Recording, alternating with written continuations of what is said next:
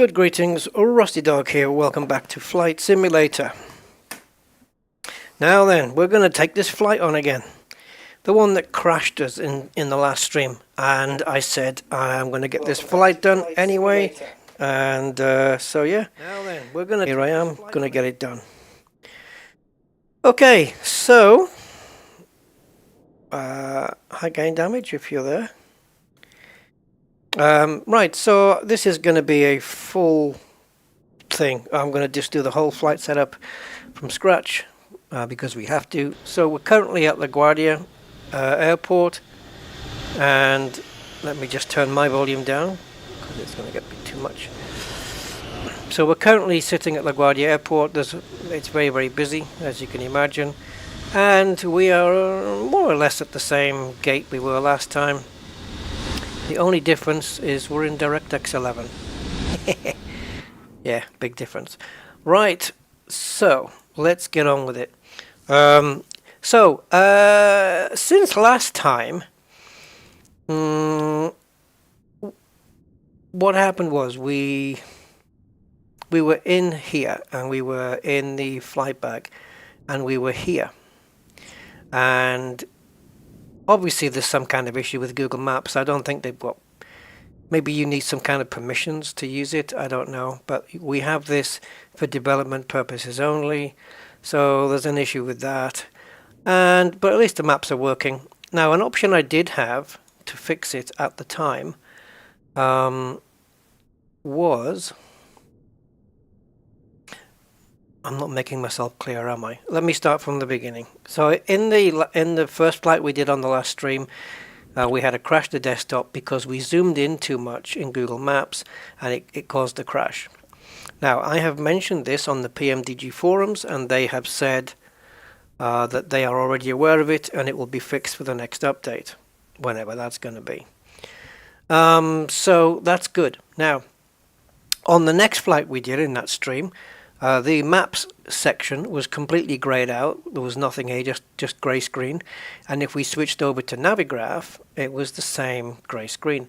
So apparently you can sort that out. I don't know which screen it's on. Sorry, the reason it keeps doing this is because I'm so used to using my mouse wheel to scroll up and down, but of course you can't.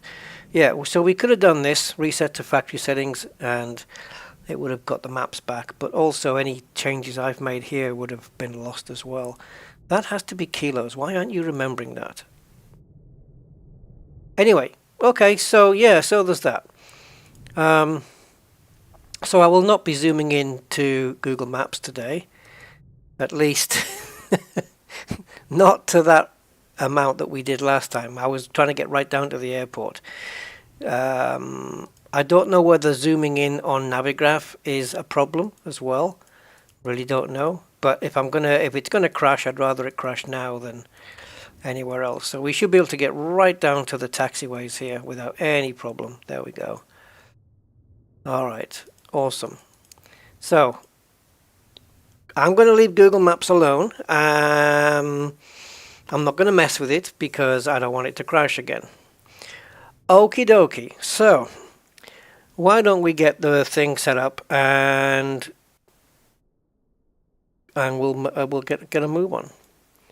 So SimBrief. So first thing is to go to my flight plan.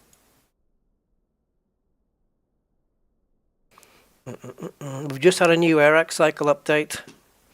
Yay! And we're going to go to new flight. And we are driving a Delta 2627 flight number, departing from LaGuardia and going to... Is it that? I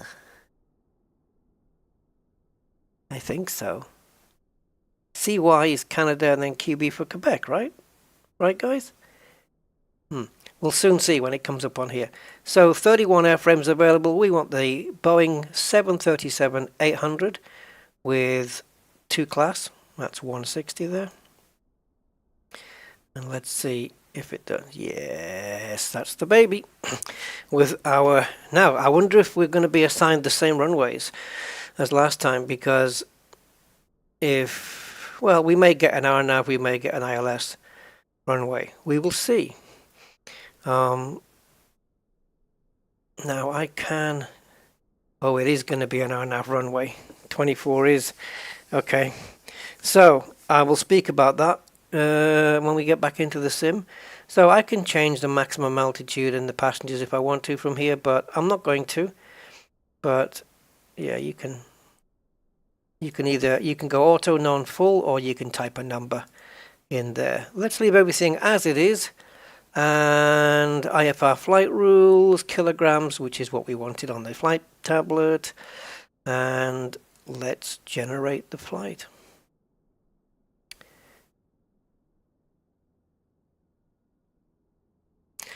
Alright, so this is pretty much all we need from this side, except I need to do the downloads. So let me do that. You probably won't be able to see that too much on the screen when I do this, but that's fine. I already have this flight saved, but this obviously is a new one, and it will have different runways based on the current winds, whatever they are. So even though I'm doing the same to and from airports, it doesn't mean that I'm going to get the same runways, the same wind information.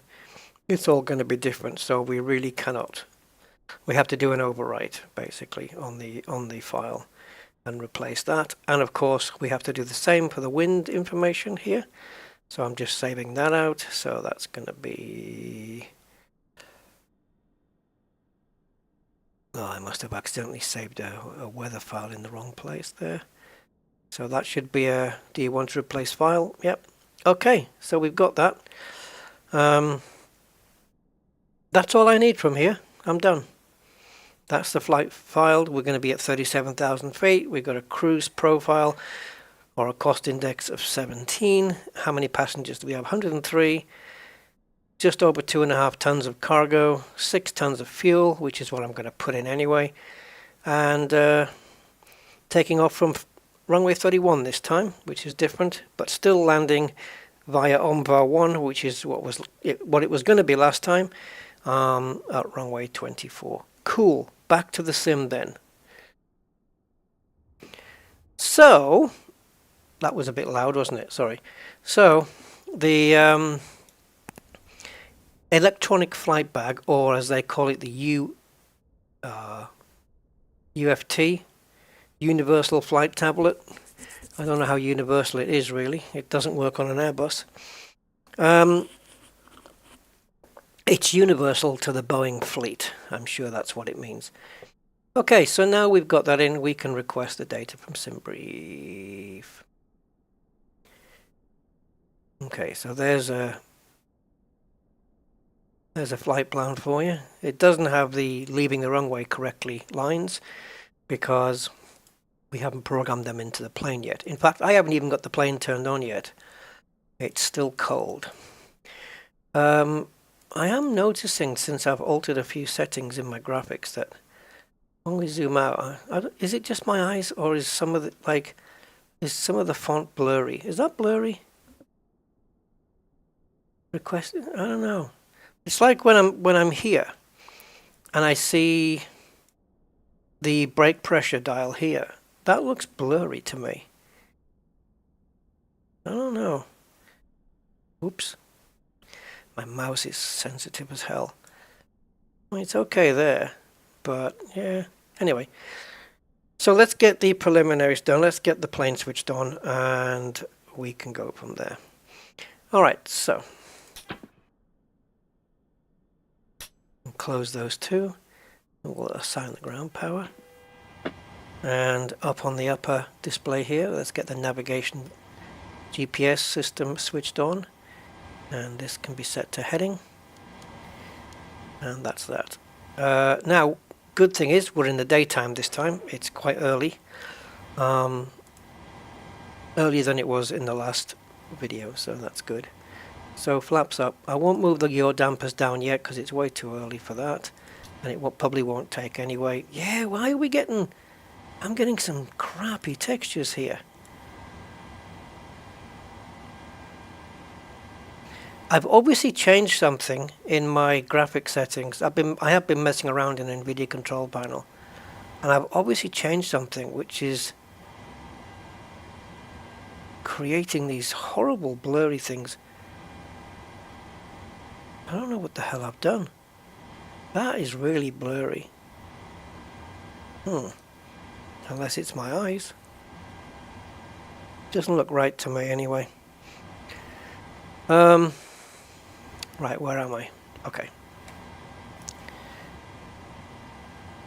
So first thing we need to do then is enter our position in the world. I've already got the plane set up for the 2 cabin first class and economy class, or whatever you call it. Right, so the reference airport is LaGuardia. Clugger. There we go, Clugger. And the gate, yeah, well, you're not going to accept the gate regardless of what it is, because all the gates in LaGuardia are either called A, B, and C and stuff like that. So sometimes it accepts those and sometimes it doesn't. So B49, yeah, I don't think it's going to take it, but B49 or B049 maybe, I don't know. No, not in the database. What about B49?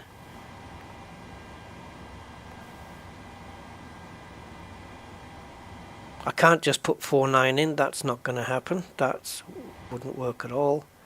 And I don't think you can put a space in either. So we're going to take the GPS position from the top here and plug it in there. Okay.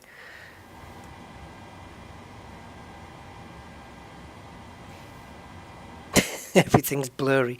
Oh, so yeah, so you're watching me blurry. Cool. Alright.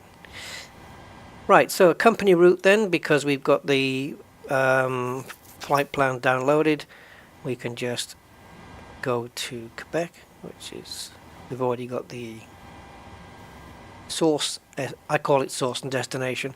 The source airport is there, and now we want the destination, which is QB. And we're going to put that in there and activate. And oh, before you execute that, I didn't put the flight number in. Not important, pretty much cosmetic, but hopefully this will become important when the new Beyond ATC app comes out. I cannot wait for that. That's going to be freaking awesome. Proper ATC, and yeah, maybe it'll actually read out your thing. It'll say Delta 2627 or DEL 2627 or something like that. That would be nice. Okay, so let's go down on the flight plan here. I just temporarily forgot the runway. Is it 32 or something? My mouse is, I don't know what's wrong with my mouse's laser beam, but it's particularly, oh, where are we going? It's particularly all over the place. So 25, 20, does that say 25, Rusty? No, it doesn't. And that's not even your route, that's your alternate route. So you might want to try this one. Yeah? Okay, you try that one. So we're taking off runway 31 and landing at 24. And so we want runway, oh, I don't know what the zoom out was for, I didn't do anything. My mouse is dying. So there's runway 31, and now we can execute that. Okay. Awesomeness abound. Oh yeah, I've got mine on now just to see if I can see if it's my eyes making it blurry or not. So performance would be next, but I'm going to carry on with this. So we're going to go departure, and we're departing off 31. No SIDS, so straight out. So we're going to have to do a direct to somewhere. And then also arrival is at 24. Now this bit I do know. We're going to come in via the Zulu version. That's the way I always do it. And it's OMVAR. We know that. And it's also that's Gubid, right? Gubid. Because it says so here. Gubid and OMVAR. So we're going direct to Grecki, just like last time. Yeah, so different runway, I think. Did we take off from 31 last time? I think we took off maybe same runway but different direction, and then we had to do a left turn to Grecki. This way we're going the other way and doing a right turn to Grecki. So yeah, either way, fine with me. All good in love and war. What am I talking about? Right, so I got the flight plan in there, and I want to check it to make sure that we don't have any breaks other than the final RNAV approach, which I'll come to in a moment. There it is. And we should have a break here. There it is. Okay, so we've got Bupo, and from Bupo we have to manually vector the plane to ICDEB, which is fine. That's okay. We can do that. No problem. We just have a little break here. Okay, so the approach into runway 24 is called RNAV. In other words, it's not ILS. That means ILS is instrument landing system. So that way we get all the nice glide slope and the option to auto land and all that kind of lovely stuff. With RNAV, you don't have that because there's no glide slope to guide the plane in. So RNAV approach is basically what they call a non-precision landing, or a non-precision approach, to be more accurate. Yep, a non-precision approach. So what happens with those is, when you have an ILS approach, let's say the runway is 0 feet off the ground, right? Because some of them, are, like the altitude above sea level, is 0. Your decision altitude may be 200, all right? So the plane can come down to at least minimum 200 feet before you can abort the landing and take off again. But with an RNAV approach, you'll find that the decision altitude, which is the last moment that you can decide to abort the landing, your decision altitude will be higher, right? You'll have a much bigger number. I guess it's because there's no fancy laser beams and electronics guiding the plane down. I don't know. They're not actually laser beams. They're not lasers, but it's like one. So yeah, so it basically means the decision altitude is higher, and so I'm probably going to disconnect the autopilot earlier and bring the plane down manually. Where if it was ILS, I could leave the plane in the hands of the computer until any time. I could even land with it, or I could let the autopilot land it, or I could wait until we're only 100 feet off the ground and take over. But with RNAV, I've got to be higher up, so we'll deal with it when we get to it. I'm sure I can hand fly a 737-800 in.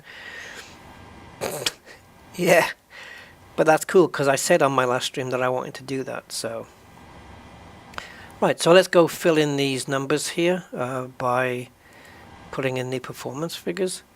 Now, what we do know is that the cruising altitude is 37,000. So we're going to put that in. Flight level 370 up here. The transition altitude we know is 18,000, and it is also 18,000. No, it's 10,000 in Canada, isn't it? Yeah, we have to remember that. Cost index was 17, if I remember right. Yep, I trust myself. So I'm just going to put in what I can here. Cruise wind, we'll put that in a second. So reserves, I tend to reserve a ton of fuel, should be enough. And the zero fuel weight, you can't put that in, Rusty. You tried that last time and you were wrong. Same mistakes, but I didn't put it in, so it doesn't count. It doesn't count as a mistake. We have to do the fuel. So the fuel was 5964, and I said I was going to level it up to around 6,000. So we'll do that. So 6 tons of fuel. How many tons of people? Well, we've got 103, so we've got 12 there. And 103 would be 93, 91. So 91 peasants and 12 lords and ladies. Right, cargo 2,570 kilos. How are we going to split that up?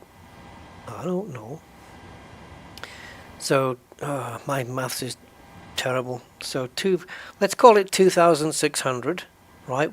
And that's 30 more than what it is. So 2,600 would be divided 1,300 and 1,300. Yeah. So I'm going to go with that 1,300 right there in the aft, but in the front I'm going to take that 30 kilos off and do 1,270 there, and that should make 2,570. So now we've got our proper aircraft weights with everything on board, the fuel, the people, and the cargo. So now we can go and put in the zero fuel weight, which actually is the same. What am I talking about? Zero fuel weight. Or is it though? I don't know. I don't know if zero fuel weight is the weight of the plane without the fuel, but including the cargo and the people. I don't know. Because this, if I go and change the amount of passengers and fuel now, I'm sure this figure changes. I'm getting mixed up with like the takeoff weight, because the takeoff weight is something completely different. Anyway, so the cruise wins. I'm overcomplicating things, I know, I'm sorry. So we're cruising at 370 and it's 260 for 86. So I'm going to put that in. 260 for 86. Should we get some passengers loaded now?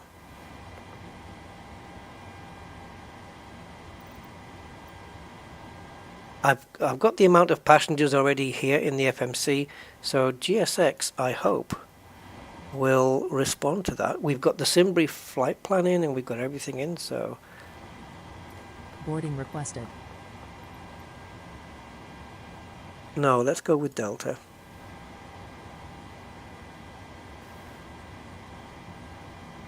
Of course, we've got to get the captain and everybody on board, which I already am, but don't tell anybody.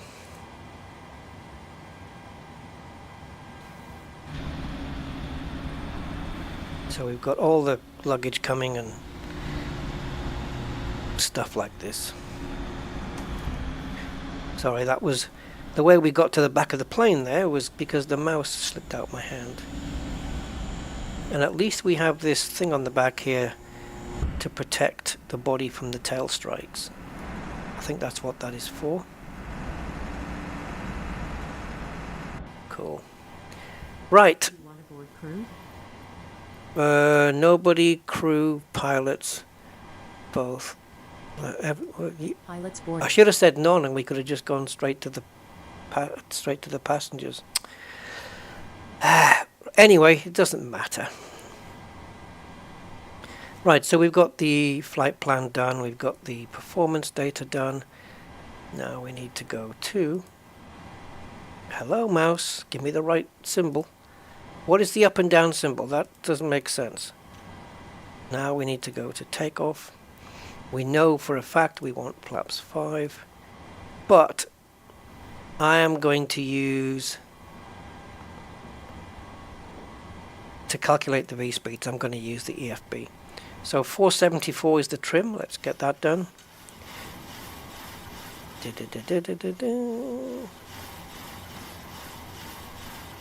Crew boarding starting.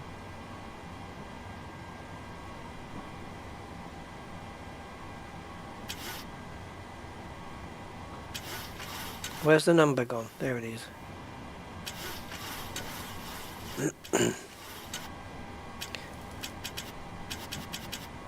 There we go. Sweet. Oh, what's this? Oh yeah, my flight plan. Okay. This is me going up in the air, top of climb, going along, top of descent, coming down, crashing. How the hell did you get to the bottom of that list? We were at the wind information. I honestly can't keep my mouse pointer still. It just will not.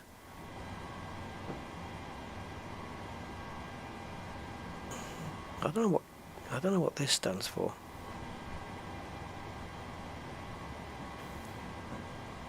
Right, so let's go to the thingy later. Well, that's not here. That's, yeah, the calculator thing.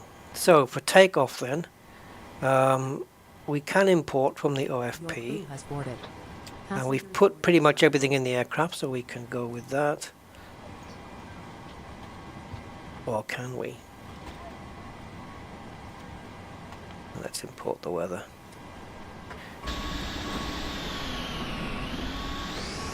Okay, there are people coming down this thing, but we can't see them.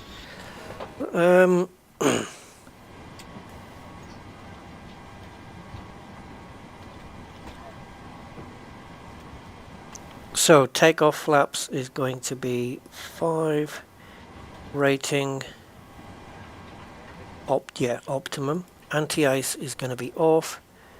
Packs will be on. And CG. This weight, it's got it from the aircraft or what?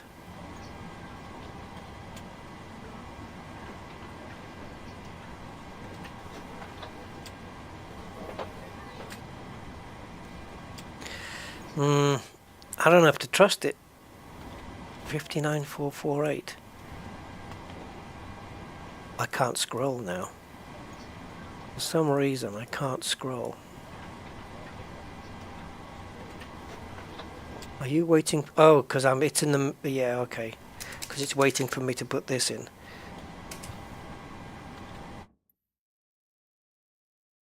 Okay, that was awesome. How do I get out of this?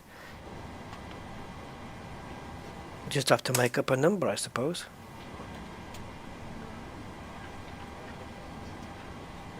I can't move. Thank you. Jesus Christ. So CG 22.7.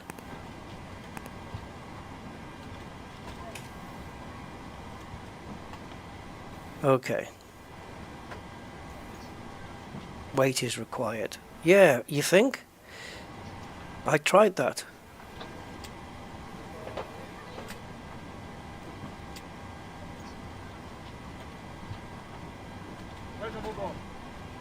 I'm sure there was something.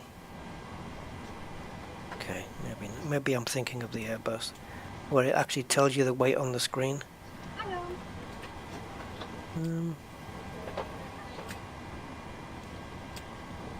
So this is not our takeoff weight. This is our gross weight. So 59.7, is that what it wants? Gross weight. 59,700. Well, I'd rather go up than down. So yeah.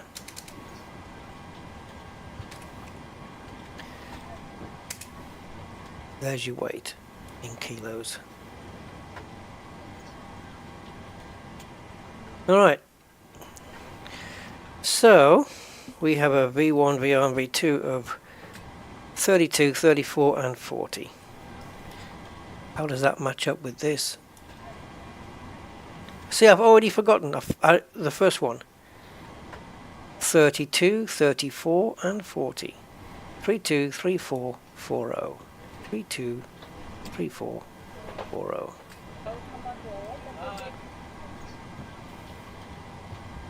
Oh, these buttons are ridiculous. So 132. 134. I wonder why they differ from this then. Maybe I'm giving it the wrong information. And that one is slower. The gross weight and takeoff weight.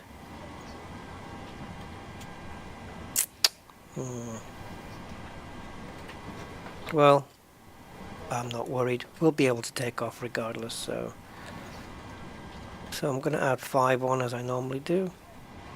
Altitude is going to be 37. Let's go here and just stay on it.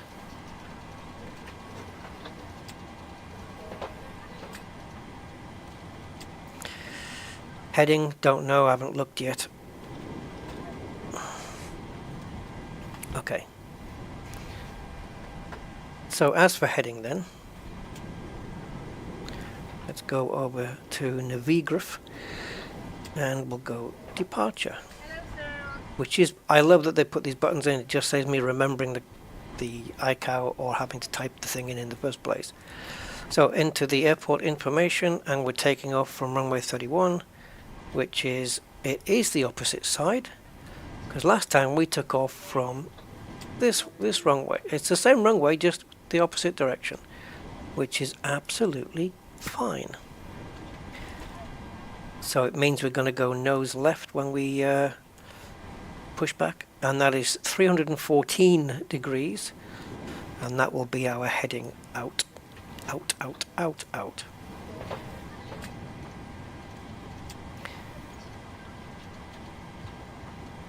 There you go. Okay. Awesomeness. What could be easier, right, guys? I believe we have everything set in here now. In the descent phase, we want the wind forecast as well to come in, but it's way too early to put that in right now. We're going to put that in. We could, but we'll do it in flight. Gives me something to do. So I think I'm good. The flight path is fine. This is too bright as always for me. Right, now I want to set the correct air pressure. So I think back up here we want the weather after departure, and the air pressure is 3047 measured in inches, the way that they do it in the States. So let's change this to 3047. Of course the air pressure alters your altitude, which currently we're at minus 360. That's obviously not correct. So once we get it to 3047, we should be reading something a bit more accurate. And there we go. It's not quite 00000, but it's close enough. Yeah, so I think I don't know if America's or maybe Canada as well uses inches for the air pressure, but I know in Europe at least they use hectopascals. I don't know about like Australia or anything like that, but yeah, America's very much using imperial values still. You guys will catch up at some point and realize that metric is good. At least when, I don't know, like working on cars, for example, right? Hey, Von Doodle. Let's check for terrain popping. Yeah, like working on cars, I much prefer to have my nuts and bolts and my spanners and sockets. Like, is it a 10 millimeter, 11, 12, 13, 14, and 15? You know, it's like when I used to work on my Honda car. Hondas are like, if you have a 10 mil, I think it's a 10, a 12, a 13, a 17, and a 19. You can dismantle the entire engine. That's all you need. But I can't fathom in my head 5/16, 3/8, 5/8. Like, oh no. Like, if there's 5/16, why isn't there a 6/16 and a 7/16? And like, if I'm going to go from it, if I'm going to say, oh, it's not, this isn't a 13 millimeter nut, This is a 14mm. How do you do that in Imperial? Oh, this isn't a 5/8, it's a 3/16. Like, there's not enough. Like on my spanners, I've got spanners that go from 8mm up to, I don't know, 20 something mil, and pretty much every millimeter is there. What's all that in Imperial?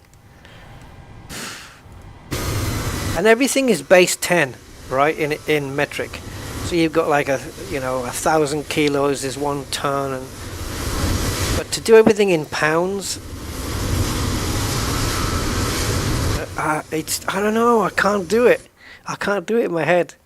Base 10 for me just works beautifully. And it's, you know what's weird as well is that in the UK we kind of use both, and it's weird that we use both. Like, just, you can have we can drink like, oh, I've just had half a litre of Coca-Cola and now I'm going down to the pub for a pint, and they serve it in pints. Or we have our mileage done in miles per gallon, but we buy our fuel in litres. Yeah. And literally you go buy a litre of water, but you'll then go and buy a pint of milk, or half a pint. They are measured in millilitres now as well, though, 250 or 500. But yeah, the Imperial system is... Even the word sounds old-fashioned, doesn't it? Imperial. Yeah, Oof, metric for me is just where it's at. It's just so much easier. But I guess, right, it's what you're used to, yeah? It's whatever you're used to. So there, yeah. In that respect, are we good? Are the passengers are all in, the baggage is good. Still got the jetway attached, not a problem. We don't have any ILS information. Oh, I tell you what I haven't done yet is been to the arrivals. But I already remember from last time anyway. So what's the weather?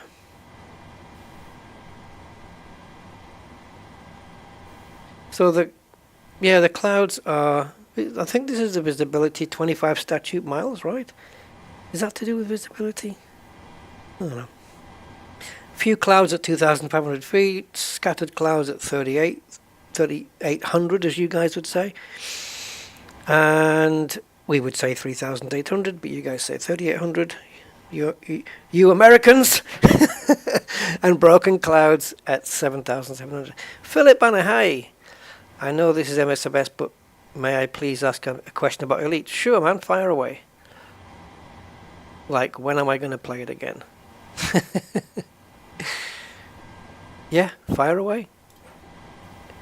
It's an open forum, man. You may ask whatever you like. I guess at this stage, I'm just grateful that there's chat. So, yeah, go for it, man. Okay, I think we're done here. I don't need to put any ILS in, as I said, because there's no glide slope, there's no nothing like that, and it's way too early. Oh! What happened there? Did a woof woof come on the screen? And I have taken off the latest super chats and stuff like that across the top, because I was watching one of my streams back and I found that it was getting choppy and stuttery, and I don't know why. So, and then it would go smooth again, then it would go choppy again. So it was, I found it a little bit distracting, so I took it off. There we go. Oh, Adam just subscribed. Thank you, Adam.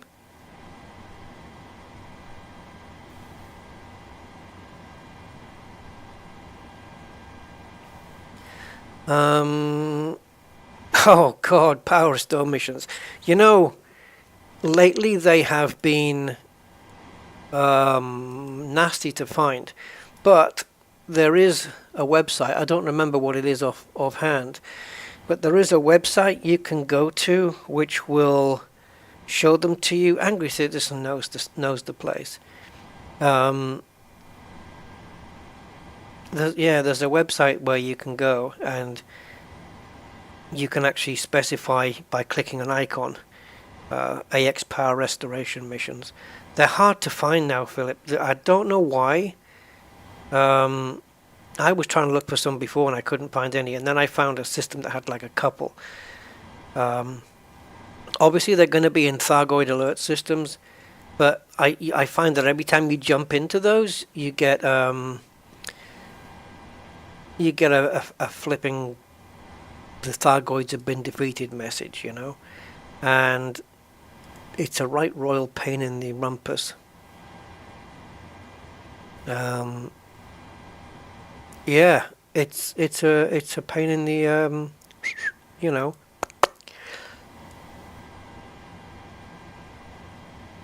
If I can remember the, oh, hold on, maybe I can bring it up.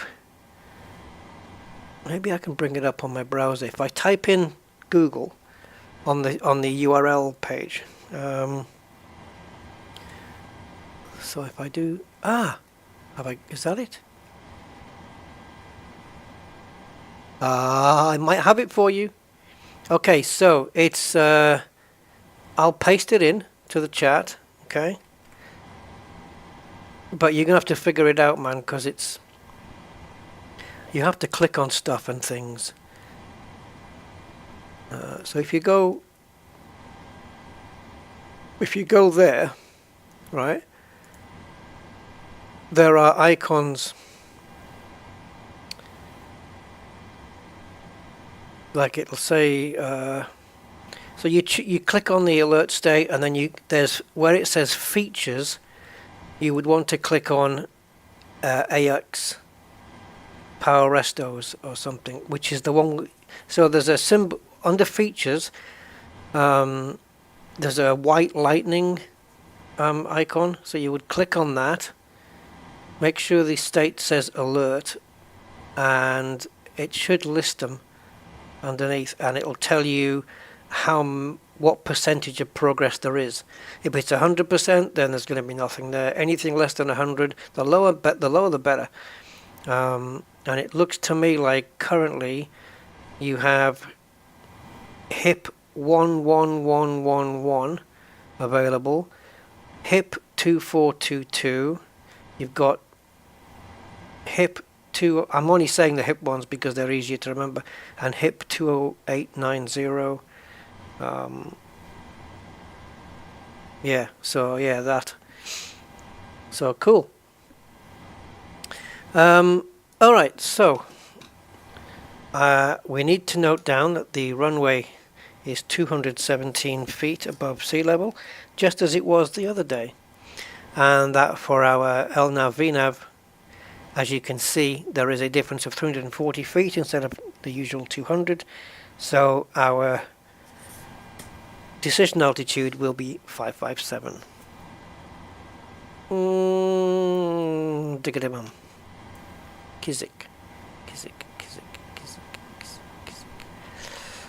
Ulblom. They all sound like Bond villains. I am Ulbom, and this is my partner Kizik, Mr. Bond. Right, so enough of that. That's what I wanted. Straight in landing on runway 24. We're not going to be. We're going to be using LNAV and VNAV on the plane, so we're happy with this one. If it was just LNAV, then it's 640. That's basically you descending the plane yourself. All right, passengers are on board. They are getting impatient, so let's get this plane cranked. Now then, what do I need to do? I don't know. Help, guys. What do I need? APU on, you say? I agree. Let's get the APU on. And while that's coming on, we'll get these lights on here. We also know that the landing altitude is going to be 5. Well, it's not. That's the decision altitude. The landing altitude is 217. Yeah. So I guess I have to put the closest to it. Normally you get the closest to 217 and you round up. So I'd probably go there, really. But anyway. I think this is just for cabin pressure. This is all to do with air pressure, so Does it really make a difference? I don't think so. So 37,000 there. Diggity doo doo. APU, please. Right, so as soon as we have voltage up here, as we do right now, we can now switch the power over. And that means we can get rid of the ground power and the chocks as well. I'm going to put some panel brightness on here as well, just for later, because I like it. So window heats on, and hydraulics on, otherwise trouble. Isolation valve set to auto. APU bleed on for right now because I'll forget if I don't do it sooner or later. But if I think about it later, I won't think about it because I'll think something else. Yeah. Right. Okay. Diddly diddly dee. Anti-collision lights on because we're not going to be too long away from starting the engines. So we'll get all of the fuel pumps on. And now, because we've released the ground power and we're relying on APU, we can now go into the menu and go to ground services, and we can remove the chocks. And now, of course, we have to set parking brakes. Okay, TCAS system. Don't know what it stands for. T must be traffic something awareness system. Traffic. I don't know what the C is, but yeah. Anyway, so that it maybe TC is traffic awareness system, or traffic. Right, so that's on. What happened to the checklist here? Does it only? Where did all the writing go? Huh? Has he got one? No. Where? Oh, okay. Right, what else do I need to do, guys? Auto brakes, you say? Good call. We'll do that later. Barrow information barometer, I think that would be, yeah, we're going to put that in later. And I think we're ready, guys, to be honest. I've got everything in that I need at the moment. The other stuff I need to pump into this, we can do that in flight when nobody's looking. Right, so that's it. We're going to be going nose left. And I might even ask for an escort to the runway or some other Ford. Why do I get the feeling I've missed something up here? Packs do not go on until engine is on. That is on that, that's on that. APU is running. Your damper has stayed down, flaps up.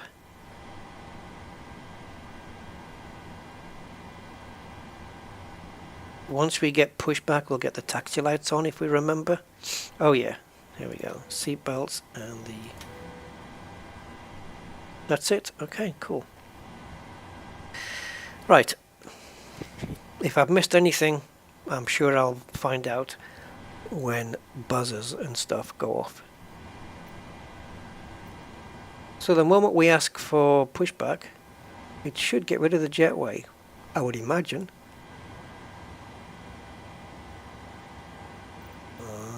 Okay. Yep, there she goes. Because it makes sense. Hey, it's Ponytail. She was here last time. Hello. Hello, Captain. We are ready for pushback. Hey, how you doing? Can you open the window with the tablet here? Can you open the window at all? In the PMDGs? I think... I don't know, I think there's a way. I always have trouble turning these... Departure checks completed. Bypass pin inserted. Inserted. How do you rotate this? I know there's a way to rotate this light. Although I don't really need it shining on the tablet. It's pretty bright as it is. I'll turn it off.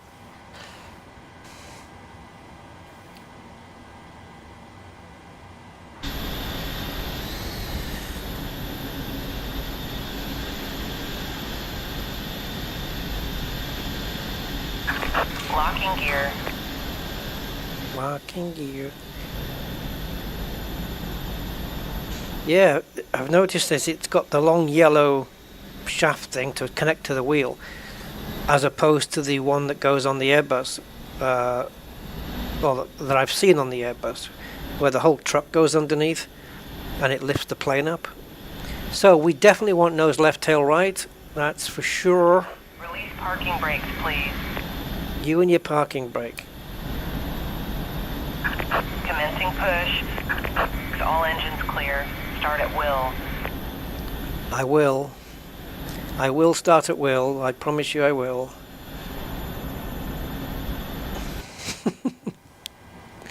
Right, let's get the engine started. Okay, so we want to go ignition on engine 2 and let's start that one.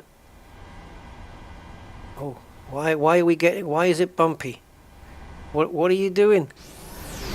What's going on? What's all the bumps? What's happening with the tail here? You're gonna make my passengers sick.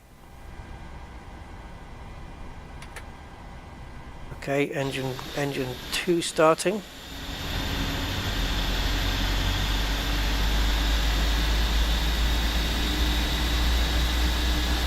What the hell's all the bumps for? Man. The asphalt can't be that bad. Anyway. Engine 2 starting up nicely. So we're going to go up and wait for the switch here just to click itself off into the off position. There we go. And now we will switch to the other engine. Please set parking brake. Yeah, I'm firing the engines up. Give me a minute. There we go. Waiting your confirmation for a good engine start. And you will get that if I get a good engine start. We've got one, but I ain't gonna tell you until we get 2. Okay, there we go. Inject the fuel, and we want to see it climbing and settling in at around what this has settled in at. Exhaust gas temperatures are getting hotter and hotter, as they should. Now, what was I going to do? Oh, yeah. Let's put on some chit-chat. That beep is just them reminding me that they want a confirmation. Correct, this is Corsair 2711. Corsair 2711, right? So that's ready to copy this man. We are ready to copy with Jenkins on board. Okay. Alright, Corsair 2711, switch to Mike. Alright, we have engines are good to go, so we can tell GSX somehow. We can tell GSX that we have good engines. Sierra. Cockpit to ground. We have a good engine start. You can disconnect. Then it's filed. And up here, we now want to put on the taxi lights and the turn off runway lights, because that's the way I rule. Logo light not needed, it's daytime. And we can put that back to there. Engines are on, so we can now switch power over to the engines Airport via pound to and turn off the APU. transition, climb, All good. Unlocking gear. climb. We can put the packs on now as well.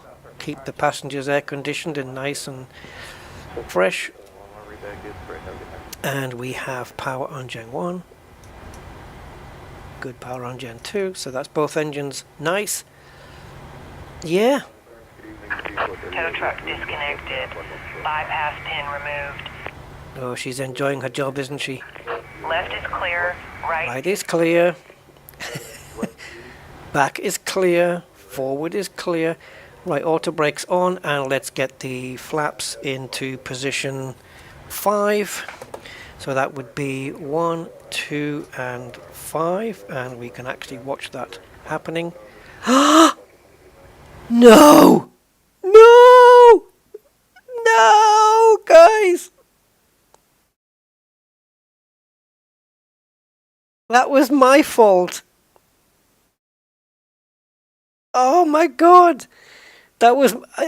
the game's out. It's closed. It's finished. Oh, fudge! That was my fault, guys.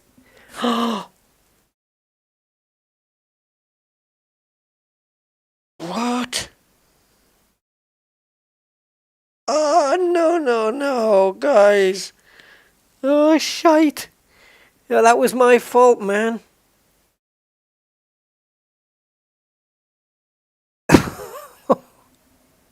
That was 100% on me. Oh, no.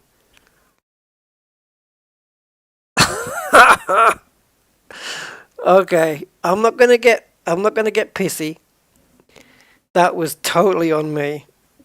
Do you want to know why? My brain just doesn't work anymore. What the frig? We'll get it all set up again. It won't take long to get to push back, to be honest. Because I know most of the numbers and figures and I don't have to explain everything. I just wanted to have a stream where I can just do, here's the explanation, here's the sim brief, here's how we generate, here's how we go from the flight bag onto the plane's computer, and let's do a flight.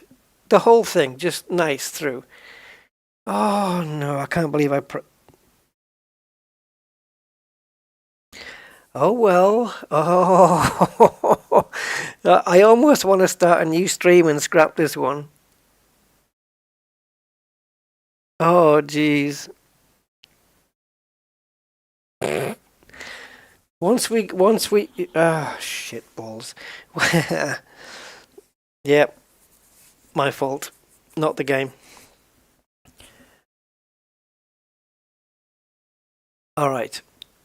But the fact that that happened means I'm going to start looking for an app, or maybe there's something in Windows that you can disable that function, so it just doesn't happen anymore. So anyway, there's only 2 people watching, right? So does it really matter at all? Like at all? You know, I must have like the least views of any channel, any YouTube channel that live streams now. So I don't really have to worry about it because nobody's here to witness it. But what happened was, when we were doing the flaps, bringing the flaps down, I wanted to see the flaps from inside the plane, from one of the seats, the window seats. And to do that, you have to go to that camera, and it's camera number 4. Now, when you are saving cameras, if you move the camera around inside the cabin or the cockpit or wherever, and you want to save a particular viewpoint, you do Control Alt and then one of the number keys, 1 to 9 or 1 to 0, I think you can do as well.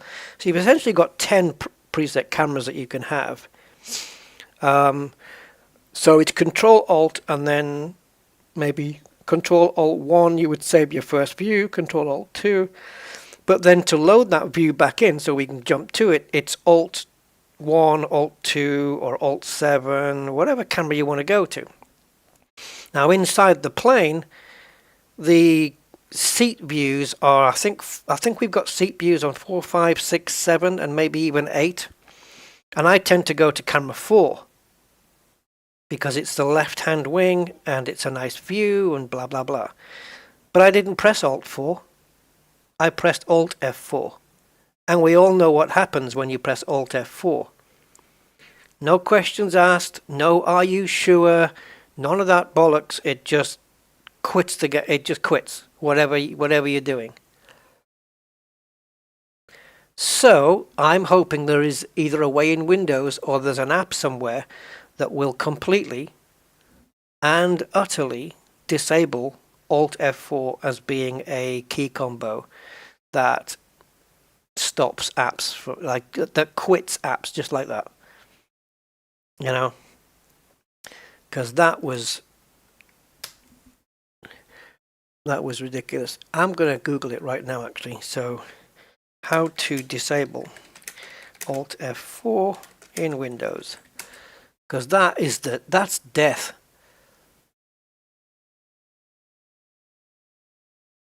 Ah, you can. Oh, Microsoft Power Toys. Ah, awesome. Ah, well, I have those.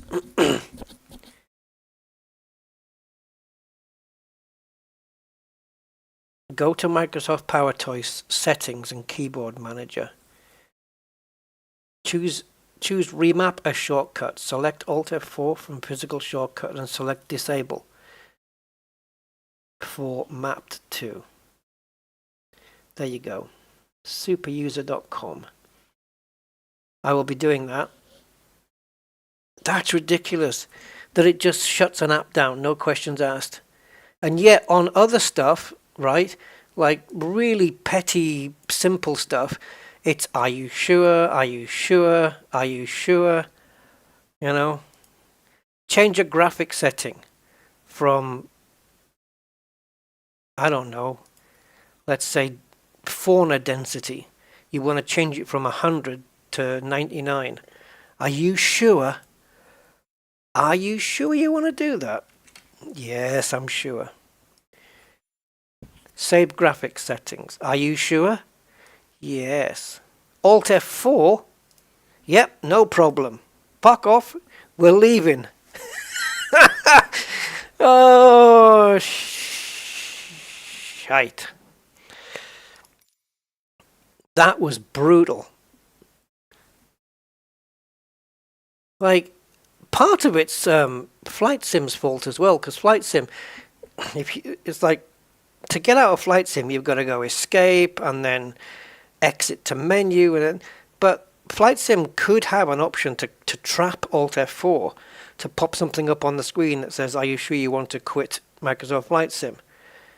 So you have to at least confirm it. But no, it doesn't. It just boo.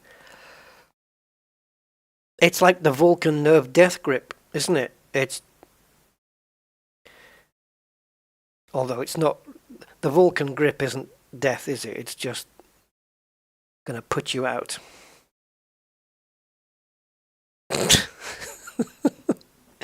I don't know whether I need to file a new or refile the Simbury flight plan now, because the departure and arrival times are different. The winds will be different. I'm going to refile a different flight here. Let's see if it's done that. Has it done it? To set parking brakes to request ground service. Oh, you can shut your face. Right, let's generate another flight with all the exact same details as before. That's manic, man. That's crazy. Is it all the same though? Yep, everything is the same except the... Oh wait, departure time. No. Departure time is incorrect. Okay. I'm just gonna do a new one. It's just gonna be faster to do a new one. Right, let's get into the cockpit then. We'll just quickly do a new one. It won't take a second. Oh, that's insane. Insane on a plane. Yeah, very nice. Right, let's quickly do this. So, Dell, I can't handle this mouse. It's all over the place. KLGA to QB. And we want a Boeing. It's called a Boeing because every time we crash, we have to bounce back, you know. Okay, so we got that, this, that, and that, and this, and that. That's good, fine, generate. And now we should have a new departure time. Yay. Arrival time, Now, is everything the same? No. Passengers, more cargo, more fuel, same runways, which is cool. Alright, cool, cool, cool, and cool. Right. So, first thing, oh, you see, this is another annoyance that this has, is it does not remember to keep the flight tablet there. That is beyond, that's annoying. Like, that really is annoying. 800 Rusty should put the tablet back if it doesn't. Oh, no. No, no, no.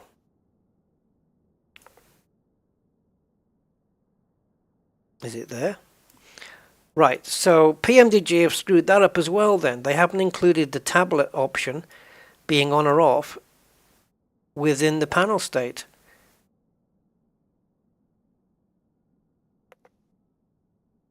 Like if I load this one, which was specifically for the tablet, we load it up. Done. Like it's just not there. It doesn't recall that. Oh, that's really shite. Well, I hope that's another thing that PMDG fix. Do you know how long these guys spent testing this and they still can't get their act together on it? Wowza. Okay, so we need to check two things then. We need to go and enable the flight tablet again. That's ridiculous that you have to do that every time. And the other thing here is make sure that we're in 2 class, which we are. I'm happy with that. Okay, let's go back to menu, and oh, FMC doesn't work because we have no power. So let's go do that.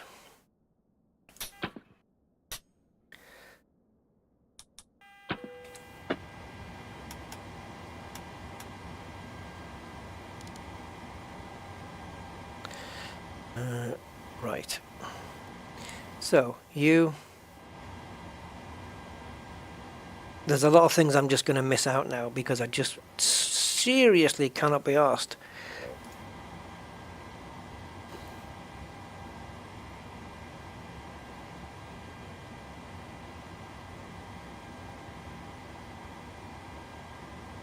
Here's another thing that pisses me off as well. I don't know if it's just Windows or this flight tablet, but you see, if I've got where I've got my mouse, I've got the hand pointer thing pointing inside on top of the blue rectangle, and when I scroll it's fine, but I've still got the mouse button pressed down, right, because you have to hold the button down. So if I drift inside the screen here, you'll see it still scrolls, which is cool. That's what I want, because I've still got it. But if I drift into the bezel of the tablet now, it doesn't. That's freaking annoying. Right, okay, where's the wind? So 260 for 83, because we're gonna have to put that in later. Ah, Jesus Christ on a piece of toast. Right, let's go through this again then. So pause in it. We know it can't do the gate, so we're just gonna do LaGuardia. If it starts getting dark again, I'm just gonna get super pissed off because I want this to be. Actually, it shouldn't. I think the local time here is still like probably about 1 p.m., 2 p.m. I don't know, something like that. Oh, freak! Hold on. Of course, I need to download the flight again, don't I? Because it's different. So give me a chance. I'll do that off screen. Nothing to see here. So flight plans. It's a lot easier to just jump into a car and just drive it around a track than do this.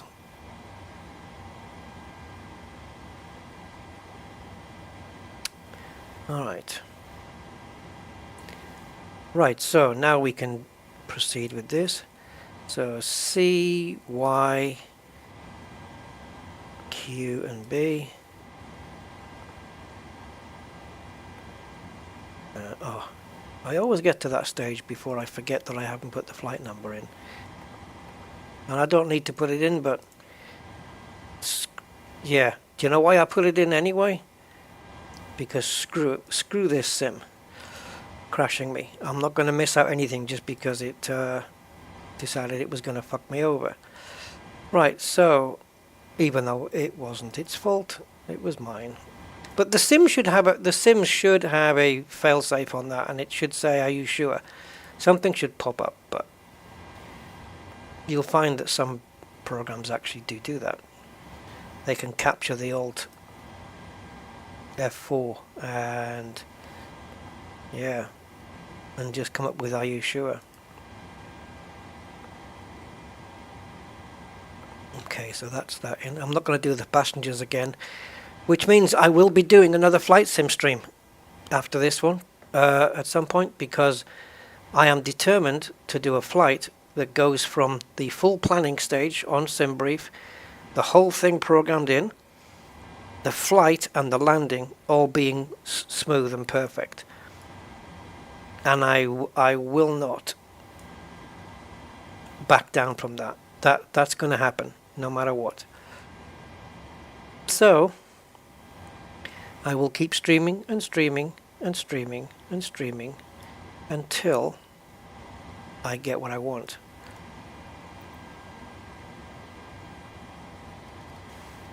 And this flight is not going to count. Even if this goes smoothly, from now it's not going to count at all, because I skipped out the GSX thing of loading all the passengers in and all that stuff, which I wanted to just have a nice flow and just do everything by the book kind of thing. Everything nice. The whole interactiveness, you know, I know what I mean. But no, it just wants to deny me that crap, so that's fine. Okay, we're good there. Right, what next? Performance, I guess. Oh, this fucking thing, guys. How do PMDG even allow this mouse pointer to be an up and down arrow on something where the closest thing is this? The background. That's the closest button that can put the up and down arrow mouse pointer. And it's miles away from this. I'm blaming PMDG for that one. Okay, now then, what else? Performance. Oh, I've forgotten the numbers. As if you expect me to remember those. Seriously.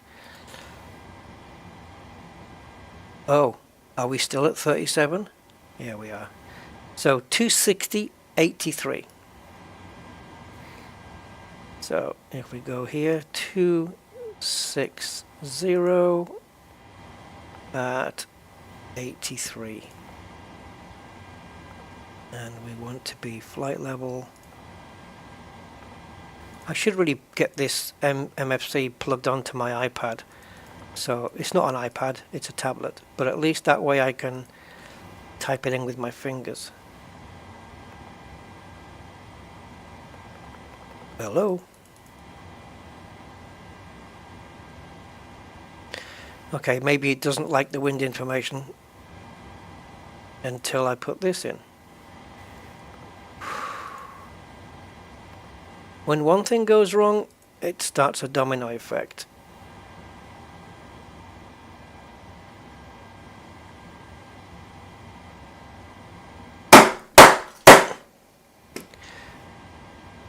That was me just hammering the mouse down onto the desk because I'm sick of it wobbling.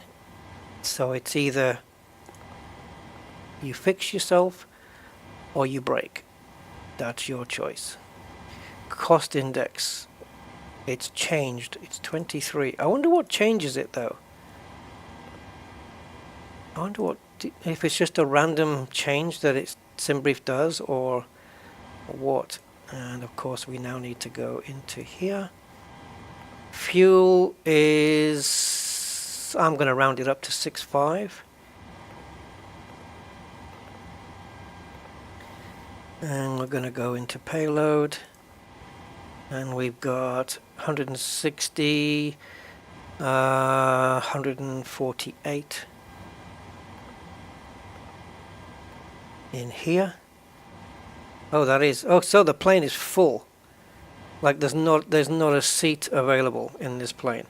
Cargo is 3992. That's 8 kilos away from 4,000. So I'm going to have half of that in the back and 1992 in the front. Cool. Man, the plane's full. Okay, that's absolutely fine. Right, so fuel is in, payload is in, and what else is in? Cargo. Yeah. Cargo, people, and fuel. That's all the weight stuff. Cool. Now, back here, we want to go there. And I think that's everything. And now we want to go to takeoff. I'm just going to do it from here. This tablet can go have a rest. Center of gravity is 24. And we'll just plug in these numbers. And 149. So I'm going to add a little bit to that. Give myself a bit more power. And this can go up to 37. Hey Andy! Yeah, I mean sometimes just like my mouse has got lights on it, right? It's got 3 lights to indicate how much battery is left because it's rechargeable, right? So it just sits in its cradle and recharges itself every night. And when I bang it on the desk like that, the lights go out and turn red. It doesn't like it at all. But yeah, that's just tough. That's just tough titties.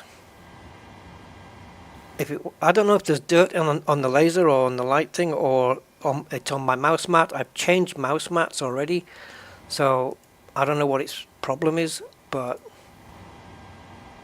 if it carries on wobbling like this, if I didn't have such nice walls, I would probably smash it into the wall. But my walls are all nicely painted, and I don't want to ruin it. So I'll probably put it on the floor and just take a hammer to it, and then figure out what the hell I'm going to do to get another mouse like this one.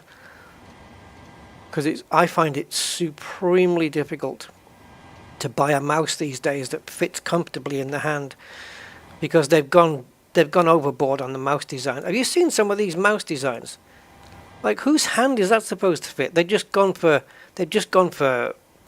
form over function. Is that right? No. Yeah, the shape. It's like there's fins on it and all sorts of weird shapes. That's not comfortable in your hand. A mouse has to be smooth.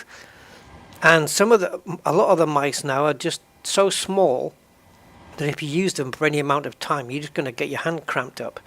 I need a good sized mouse that's all smooth, just completely smooth.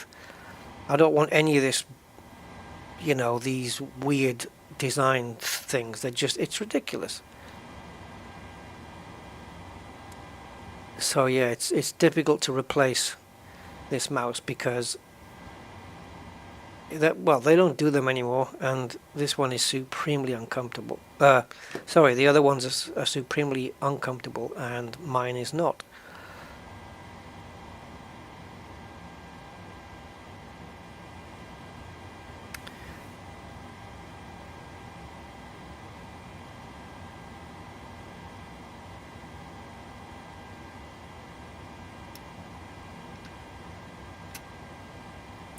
Well, I should say it's not as uncomfortable.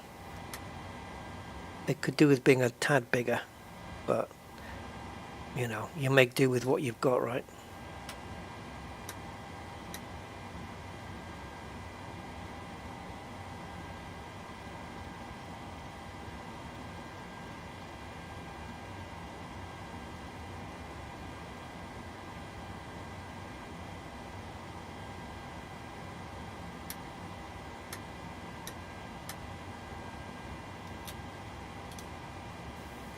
I've noticed that I've moved my position on the chair to like a leaning forward position, and it does make my body so uncomfortable. I was laid back comfortable before Alt F4.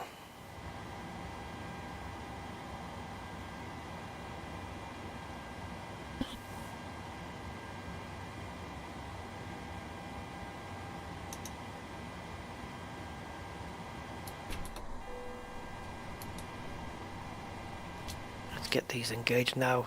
Screw procedure.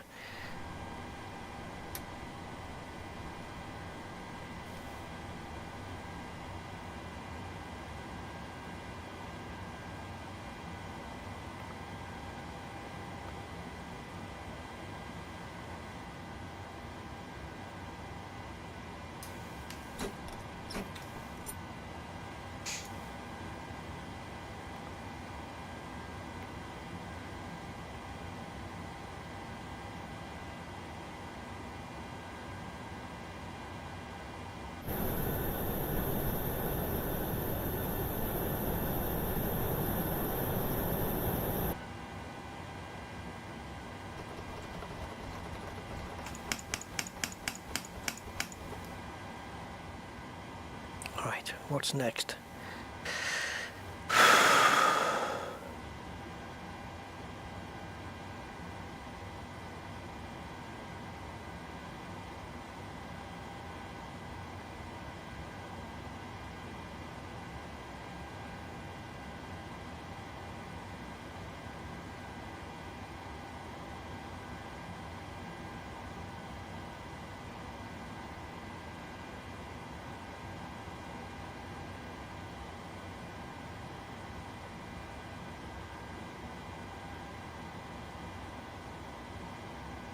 Oh, it is 18. Oh, okay. Transition altitude is 18,000 in Quebec. Fine. Well, that way I can just keep it on there then.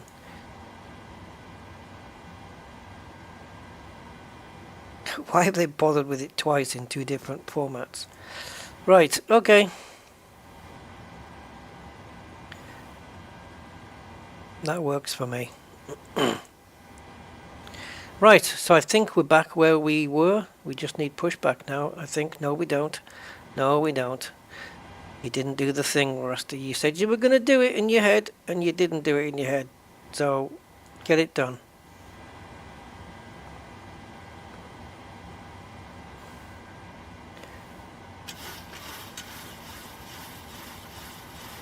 I was doing the thing, and I said, no, I'll just put the V1, V2 VR figures in, and then I'll do the trim. And I didn't do the trim. 486. Bang. Okay, so they're all in. That's the DD 66.5. We got a full plane, full passengers, and all this smelly suitcases. And flight directors are on both sides. Heading is set. Altitude is set. IAS is set. Auto throttle is done. Range on the EFIS is sorted. Map mode. Air pressure sorted. Yeah, okay. Let's put some panel lights on for later because I like them anyway, regardless of anything. And legs on that side. And here I want the descent information, which is not there. It's here. Thank you. So we'll keep that on there. And because I've rushed through this, I always going to think that I've missed something out. Right, so fuel pumps are on. Beacon light is on. Cabin pressure is set. Window heat. Hydraulic pumps are all on. Let's put this Gen 2 up there. It's going to read 0 for now. That's cool. Seatbelts, packs off, isolation valve set to auto, APU bleed is on. Okay.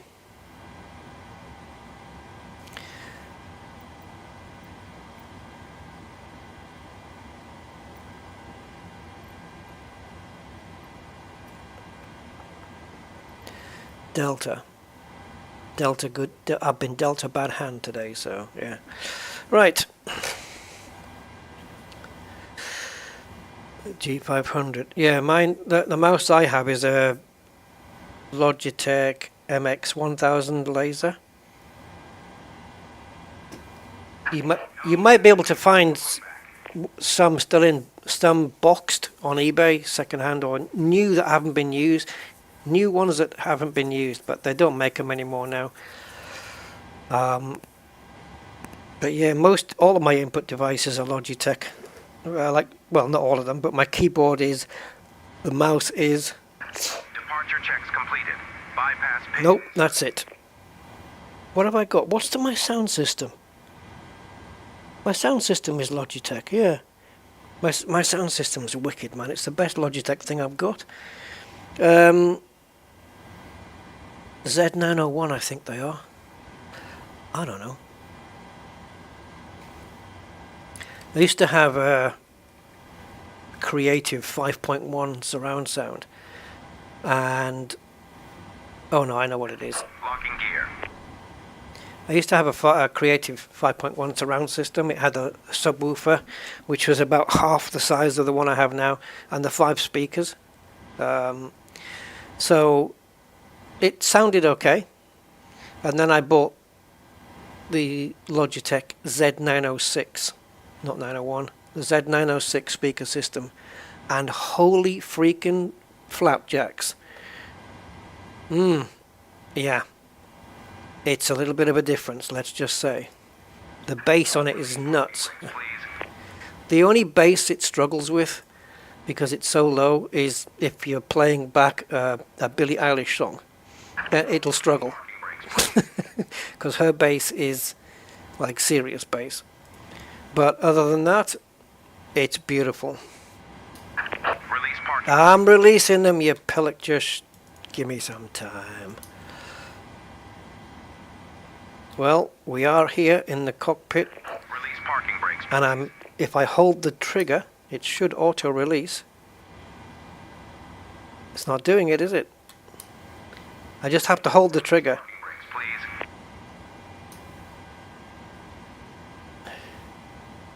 please. Oh boy. Why are you not... Release parking brakes, please. Yes, whatever. I can't, it won't freaking let me. Release parking brakes, please. Dude, shut the fuck up. I'm trying to do it.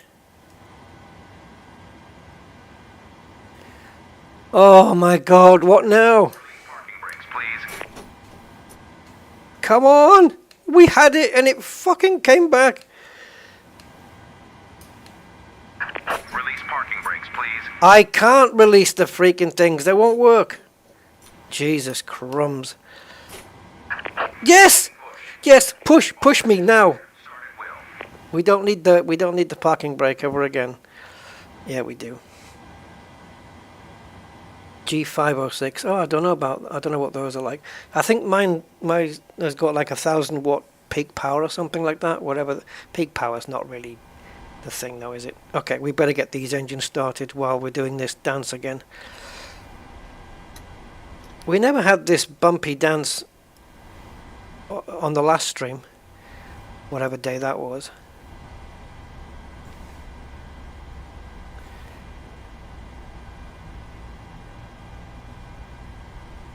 And I'm sure we're at the same gate, or if not, one that's next door to it.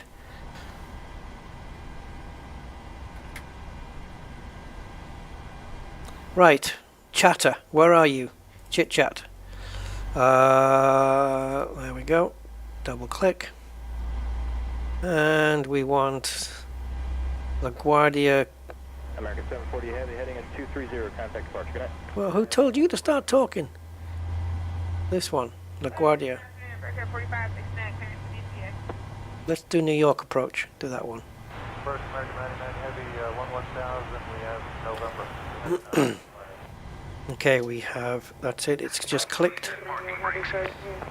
You and your parking brakes. I'll set them when I feel like it, you know.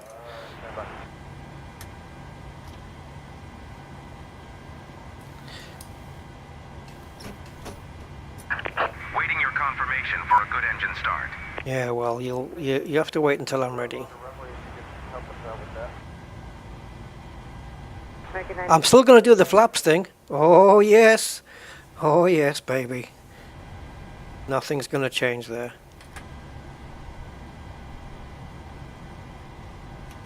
So TCAS on, auto brakes on, double triple checking everything up here, that's fine. Right, flaps. So, do not press F4, just press 4. 1, 2, and 3. This is what we wanted.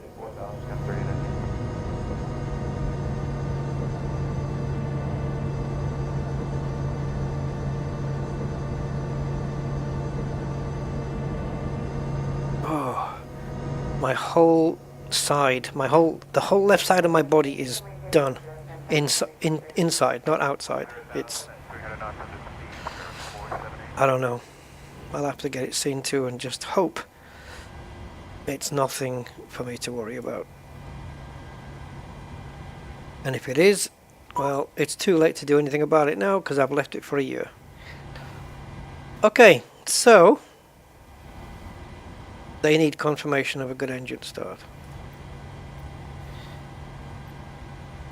Cockpit to ground. We have a good engine start. You can disconnect. Pretty sure I set you to descent screen. Yep. I'd prefer it if you stayed there. Okay. As soon as we get clearance, we can go. American 99 Heavy, suspected Unlocking gear. Well, hurry the hell up.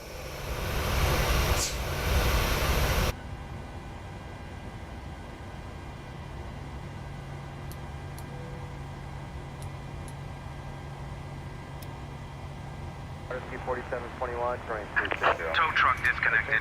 Bypass pin removed. Left is clear. Right is clear.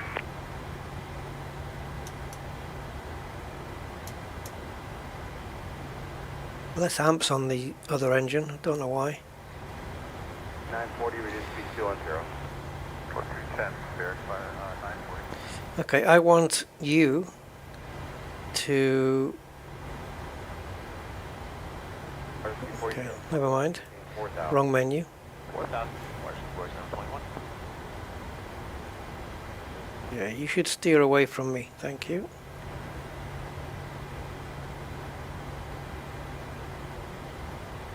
Approach. Good morning from United 463, 11.8 for 11,000 with no... Bye-bye. Walk away, you might get hit by a wing. Alright, do we now get the correct menu? Yeah, so we're starting on runway 31. That one.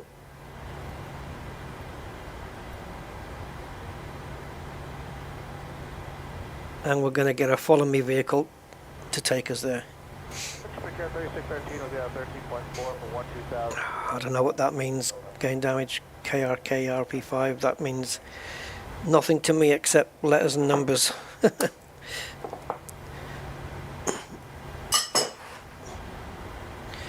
Ooh. P4721, turn right to 070. Okay, Thena, what are you doing here on a flight sim stream? Take a seat. I'll get one of the passengers moved out of first class. And you can sit in there and A up. We're just about to taxi down onto the runway. Where's this car? Where's our follow vehicle? Is that him? He's waiting there for us? Dude, you're supposed to start in front of the plane. Alright. Let's see if the parking brake will now disengage correctly. Yep, straight away. Alright, let's vamonos. Spirit 940, reduce speed to 180, or 180, 940. Yeah, just jump in front of a moving plane, why don't you? Right, where is he?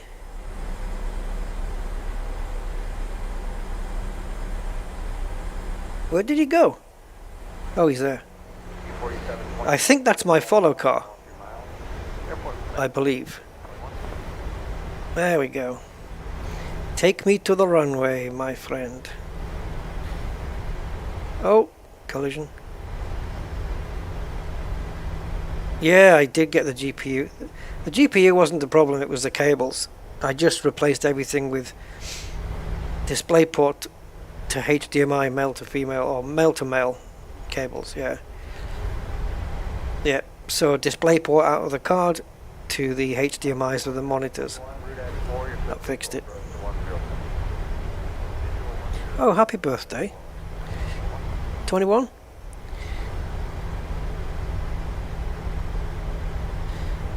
Or is it 22 now? One of the two. RC 4721, maintain 180 knots, until rain. Until rain, where's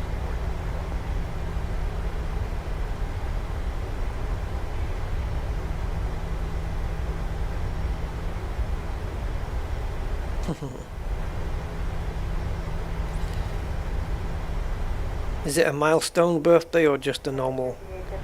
Mind you, these days, every bloody birthday's a milestone, isn't it?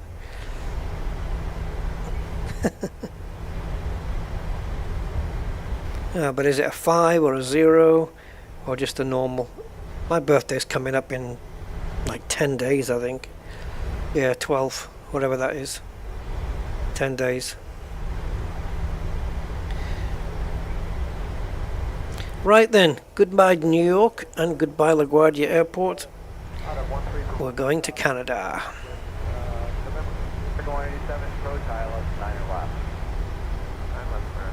Right, I don't need to do any pre-getting on the runway checks because I'm pretty sure I've got everything sorted. I can't turn the plane anymore. There we go. I've got to slow it right down so that the front tires don't understeer. This isn't the correct yellow line I'm supposed to be on either. Oh, it's a milestone. Oh, right. No, when I say a 5 or a 0, I mean like, is it like a, 20, 25, 30, 35, that kind of thing. But yeah, cool. Well, I hope you have a good evening. Don't get too drunk. That's how you have regrets. Regrets, I've had a few. Alright, I guess we are ready to go then. Yeah, we're in the middle, aren't we? We're in the middle and dead straight. That runway looks very powdery. But okay. New York, I bid you farewell.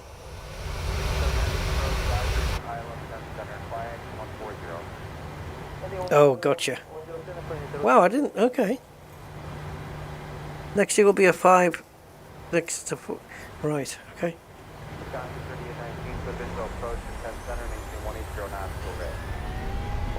This is your captain speaking. If you have a prayer book, get it out now.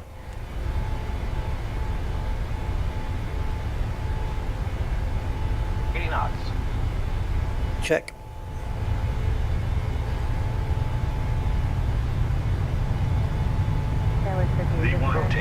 Rotate. And let's go.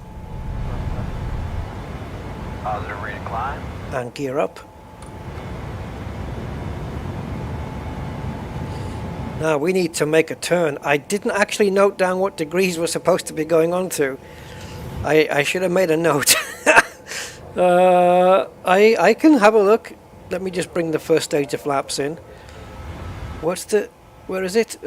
45. Okay, 45. Well, you're going up too much, Rusty. There we go. Okay, flaps 1. So we've got to head for 45 degrees. Oh, right, gotcha. Yeah, I don't drink either. Well, not alcohol anyway. Water and tea and fruit juice and things. I do drink that.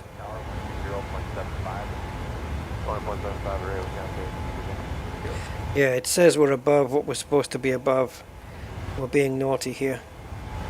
So, yeah, we got this issue here, but it's not a problem. Hopefully, B nav and L nav We'll just have the autopilot take over. I think this is what happens when I'm in charge of the plane for any length of time.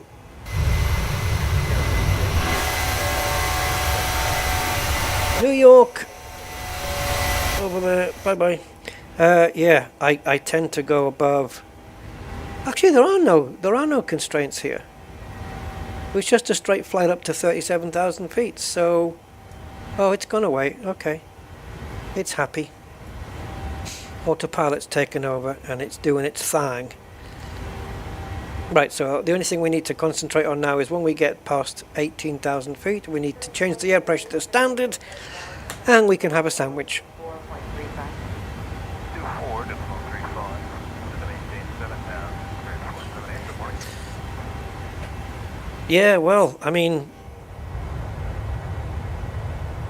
you know, you got to enjoy your birthday. I'll be just, it's for the last, I don't know how many years, birthdays have just been a normal day for me. 187, Well, that's how New York looks, or at least the outskirts. sorry, okay. Man, you can hear that sound, that bzzz. That must be the engines, right? Because if we sit behind the wing, you don't really hear it. So I wonder if it's the, why do you hear it so much as well?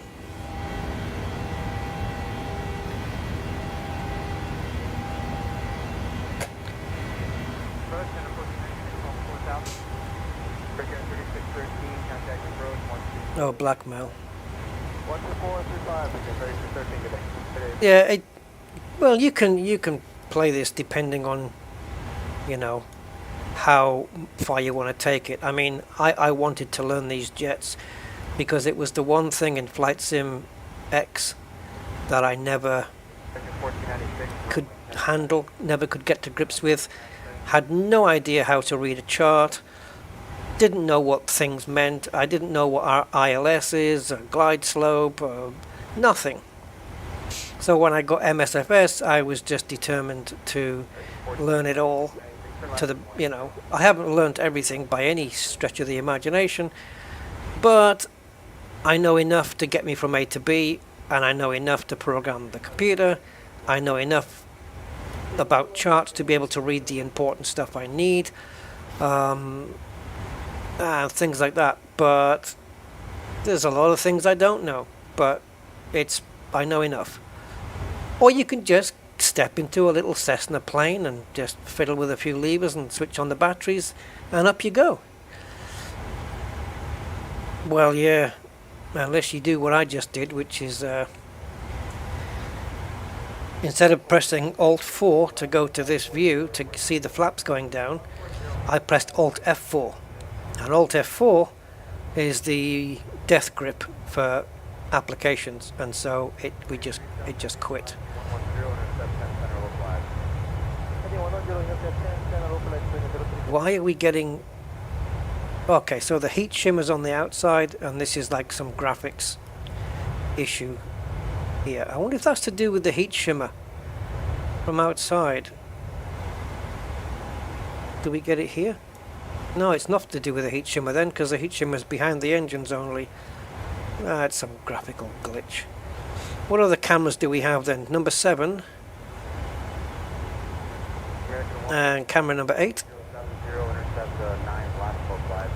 Number 9.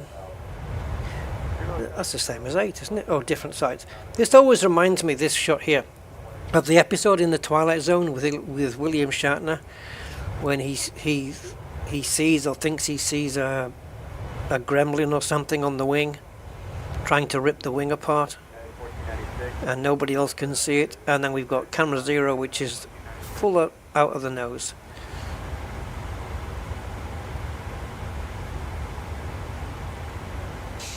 So just coming up to 18,000 feet now, and kaboom boom. So let's switch the air pressure to standard, which as you can see now alters the thing. We've got to go to 8,000 feet again. Ooh, we're having a little bit of a Scandinavian flick here in the air. I didn't reset the fuel flow. I'll do that now. I didn't start the chrono. I'll do that now because bollocks. Oh wait, what's... oh, it's up here. Started up here. But what are we, like 5-6 minutes into the flight? Maybe a bit more. At 463, reduce speed to 250, then the cutting gate 7,000. 250 first, and then a 7. Yeah, I'm gonna look for something that will disable Alt F4 because it's just horrendous. Okay, so the flight time is... what is it?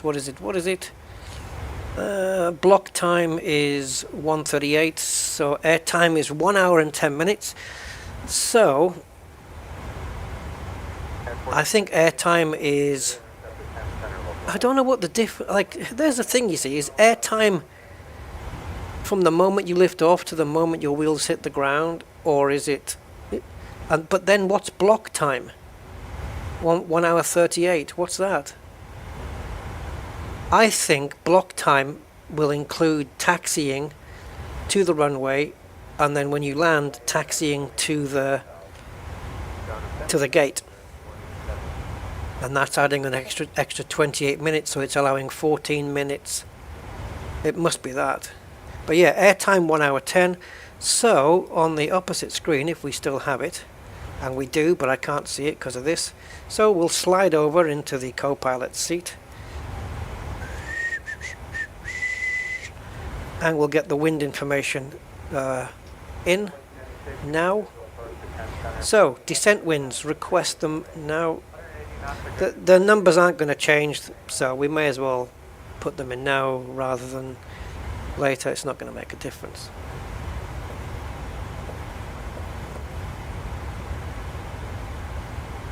Dee dee dee dee dee dee. Oh, you know what I could do? You know what you could do? You know the famous Marilyn Monroe happy birthday thing? You could do you know the line where she sings Happy Birthday Mr. President? You know what you could do? You could go happy, I'm not going to do the thing, but happy birthday YouTube resident. Happy birthday to you. I don't know what she did. Hey, Norma Jean.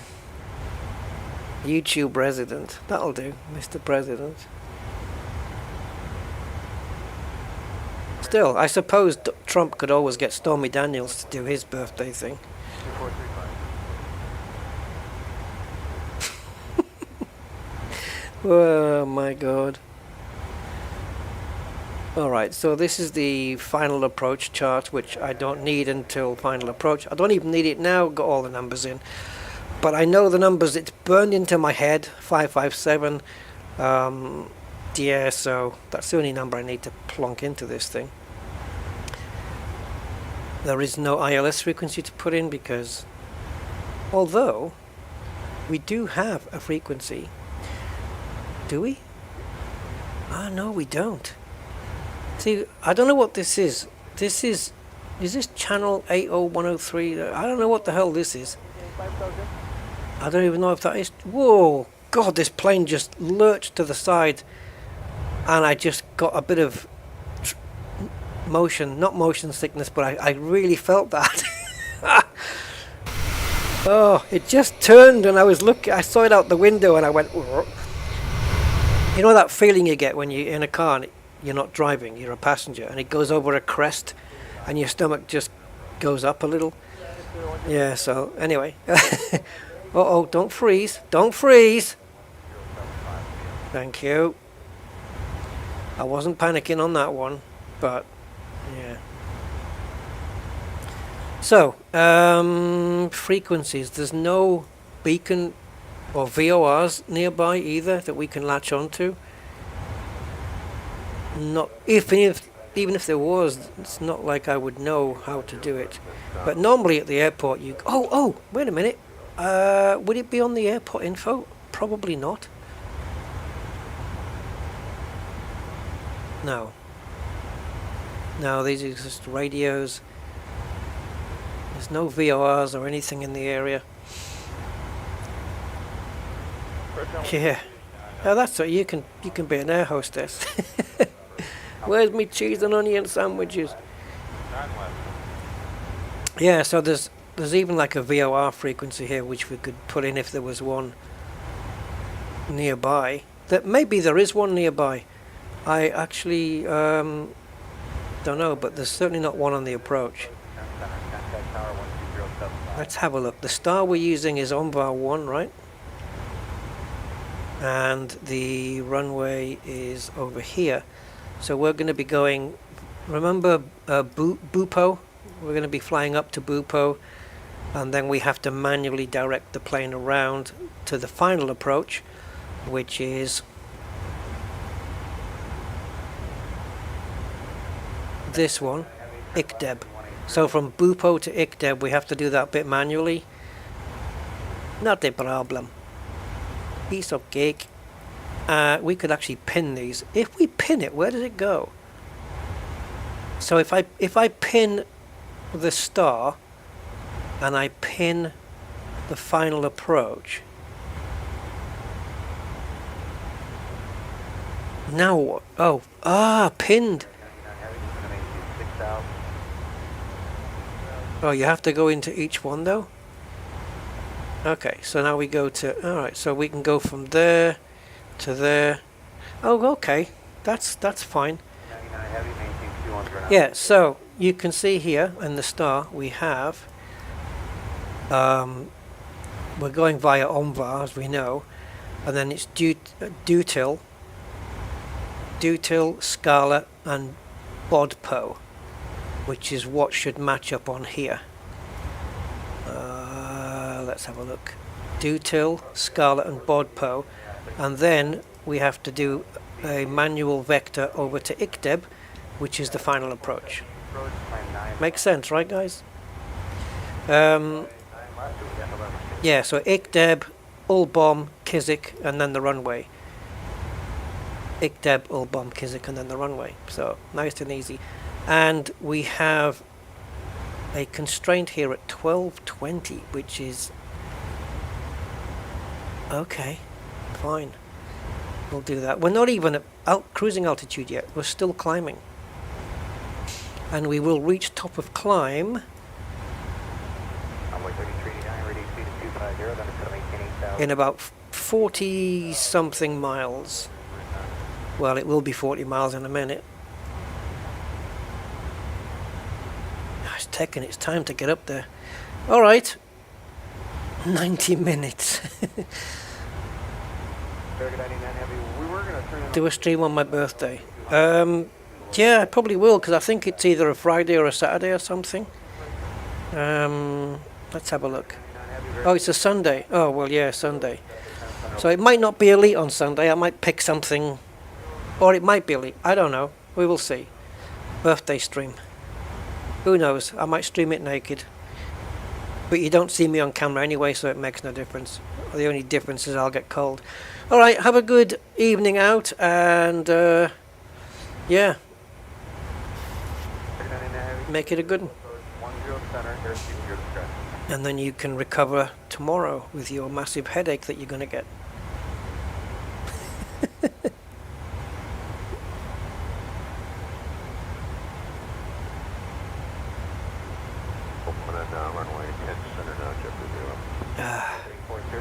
Yeah, I am looking forward to this RNAV. I'm going to switch over to Google Maps here. I know, but I'm not going to zoom, right? I'm just going to look at it. Oh, it's already on Google Maps. Oh, that's way too out-zoomed. I want to zoom in, but not a lot. I just want to see the guys. What do you think? Should we take a chance? Oh, I said I wasn't going to touch it. Okay, I'm going to do a couple. 1, 2. I just want to see my flight plan. 3. One more. There we go. There you go. We got the flight plan. That's all I wanted. Thank you very much. Switch to the Navigraph. Alright, I ain't touching it now. So here we are on our journey. We took off here. We're already here. And then if we make that distance again, we'll be here. And then here. And then here. And then we'll be in Quebec. So this dotted line here, I'm assuming, is the border.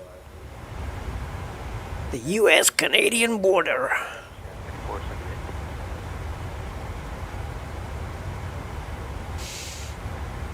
And we can go full on this one as well if we want to. If we want to risk a crash. Oh God, please don't. Not again. Please don't crash me again. Right, arrival weather. We'll be plugging in an air pressure of 3026 at the time. So simple is kind of all the information you need there. Current temperature, dew point is -5.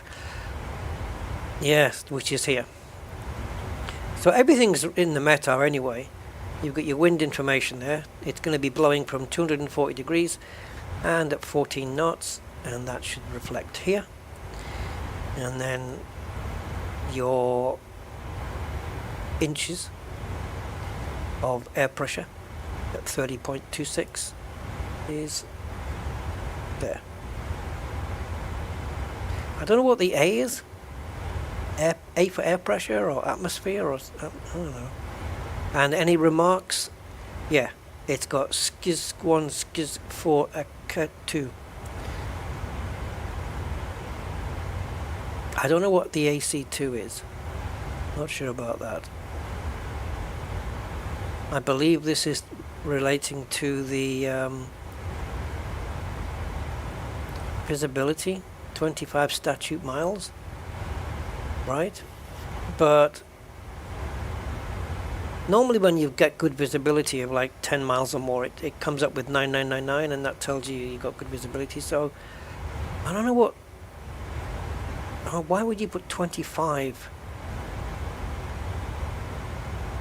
So if you've got a few clouds at 1500 feet and some broken clouds at 4100 feet and broken clouds at 7600 feet, I wonder if the visibility will be 25 miles. It's not bad though. And SLP, don't know what that is, but I'm gonna have a look. So let's have a look. See if we can translate most of this. So we want CY QB and full METAR. Yeah, it is. Visibility is 25 miles. The ceiling is 4,100 feet, which, okay. But the METAR here, I want it broken down, please. Ah, here oh, of course it is. Duh. You see, I forget this stuff, and then when it tells me again, I remember. It's sea level pressure. So that's 255. Sea level pressure is 30.28 in hectograms. So whatever 255 is, I don't know. And this, I don't know what that is. It's got it written down here in the remarks, SC1, SC4, AC2. But it doesn't really state what it is.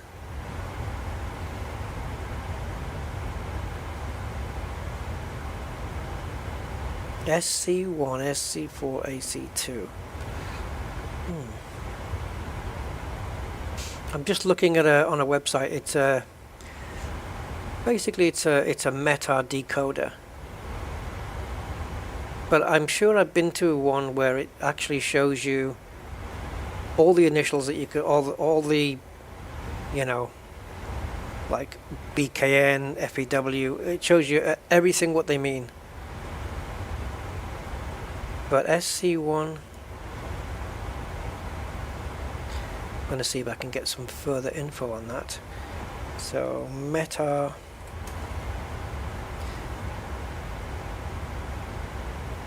no, not Nectar, Meta, Metar.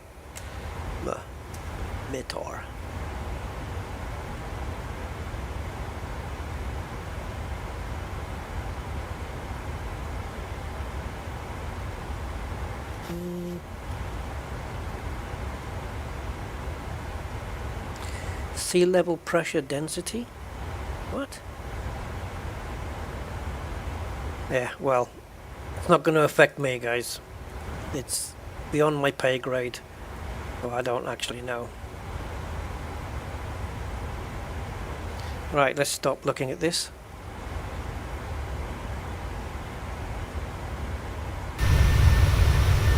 Nice clouds there. So we finally hit the cruising alt. So I'm going to bring this down to... I probably shouldn't do the 1200 feet, but I will. Actually, yeah, 12. Because the plane will know not to go below that anyway, and then I'll just bring it in myself. Now the reason I've gone to 1200 is because on here... Oh, I should go to 13. Yeah, 1200. 1220 feet is the final constraint. We've got 4000, but I want the auto ballot to bring it down to 1220. It'll stop there. It's not allowed to go below 1220. So even though I've told it to go at 1200, it won't. It'll stop at 1220, and then from there I can take over and bring the plane in myself. I've got 3 miles to go from there. So this is 6.9 from Ulbom to the runway. So once we are just after Ulbom, I'll start bringing the wheels down. We should have the flaps already done by then. Ha ha ha, let's see. Right. I don't know how this is going to go, but I'm hoping it's going to be alright. Course it will. Have confidence. Now we can also set the course now for the runway, which I believe is 314, and we'll double triple confirm it, but I know it is 314 anyway. It should say it here as well, right? Oh no, 314 was going out. Yeah, so 241. This is our direction into the runway. 241. So let's get that already set on both sides.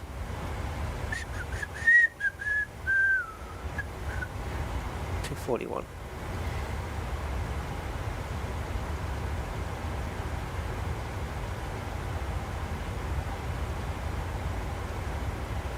And of course the decision altitude is 557, so we'll get that on.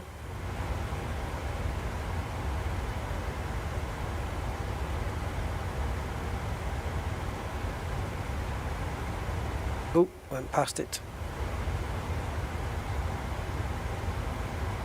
Okay, there we go. 557. All good. So now the plane knows the decision altitude, and the cabin pressure system knows the landing altitude, everything. And these lights don't look very bright, do they, in the daytime?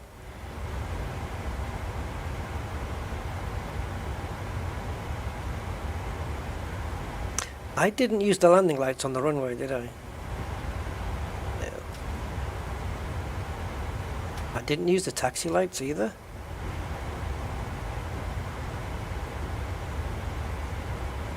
Oh, that must have been on the one that we crashed on. Yeah, we don't need these now until we are under 10,000 feet, ready to come into land, then we can switch these on.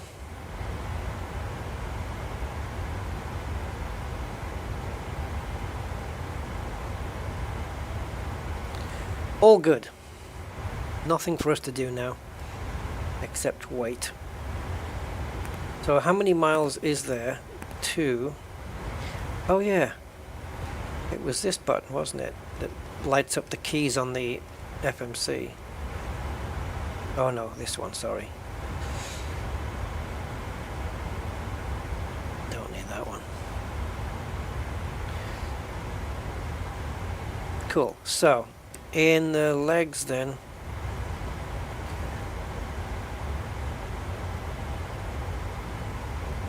so at BODPO we make the turn to ICDEB, and then from ICDEB, well, it says 5.4 there.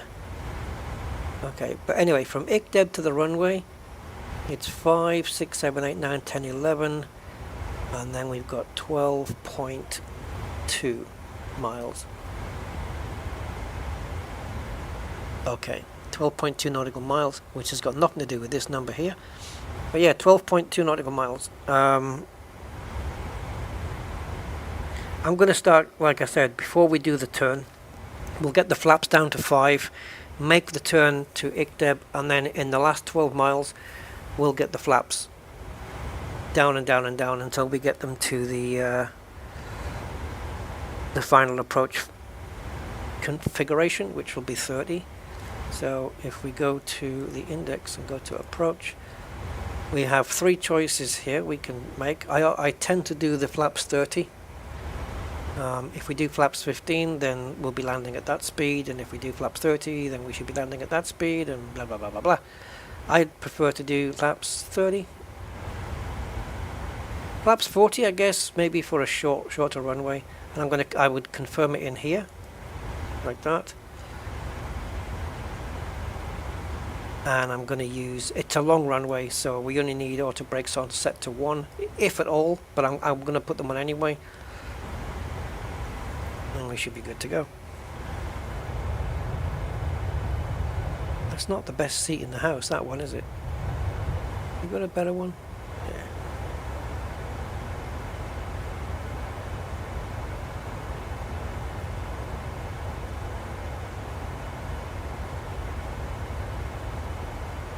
I wonder what that is.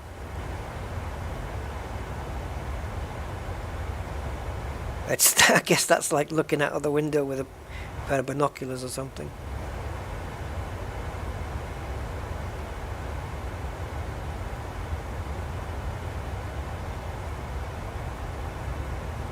Very green on that side. What's the other side like? There we go. Any buildings? It's very sparse, isn't it? There's not a lot of buildings or anything like that. There's a big road there. Windy road, which abruptly ends.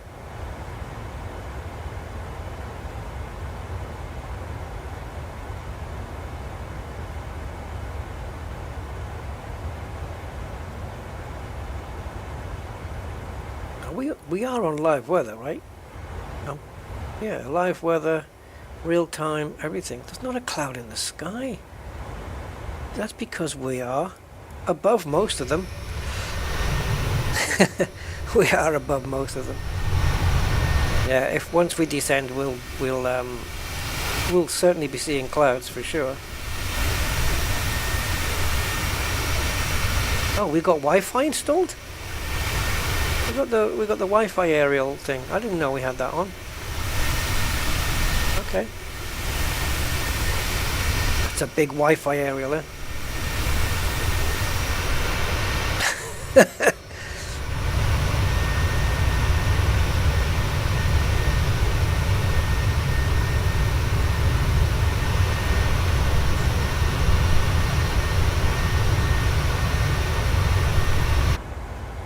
wonder what Delta are like as an airline. Are they regarded well? I don't know. Like Delta versus United, which one is the way to go?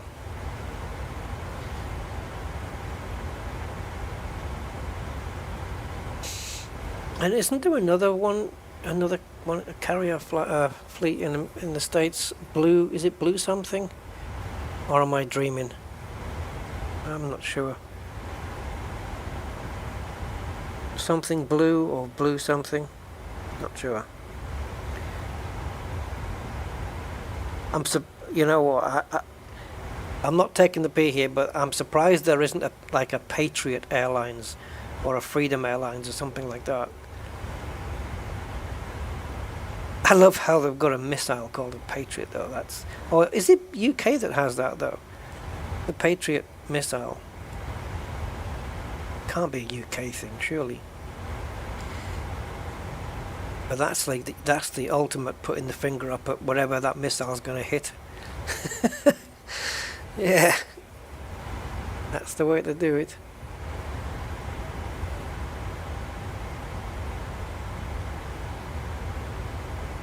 See, in the US you'd have Patriot missiles, and in the UK you'd have, well, we like the place, but the weather's a bit shitty missiles. Yeah. We paint the missiles the same colour as the sky. Grey. Okay, get back to the legs here. I am rambling, just nonsense. Okay, oh, there's top of descent already, look. We are just under, what would that be, 35 miles now? Because it's... Oh, Cab Key is a waypoint. God, I didn't realise that earlier. Yeah, so top of descent already there. LNAV, VNAV is functioning and it's ready to get down to 1200. Following its flight path nicely, I hope. Once we start descent, I'll bring in the range here as well, so we don't have to have it so zoomed out. How are we doing on the old mappage? No. Where's the rest of the flight plan? Are we that close?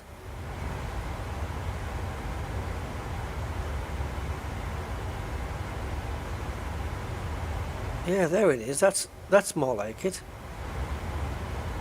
So to think around maybe this point here, no, just before this point. If this is our next waypoint, Cabkey, then we will be starting our descent here. And then it's all up, so yeah, we'll be descending from here all the way over to Quebec there.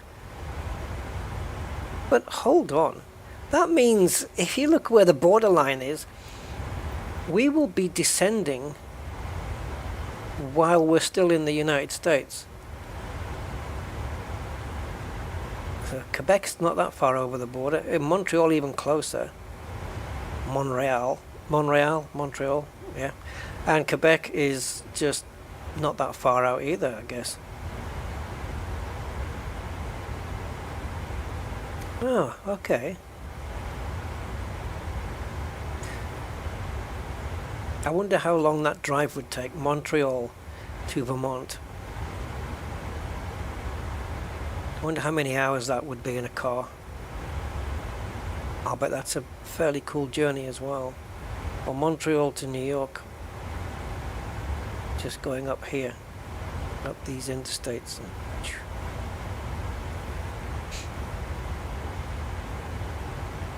Yeah, I wonder.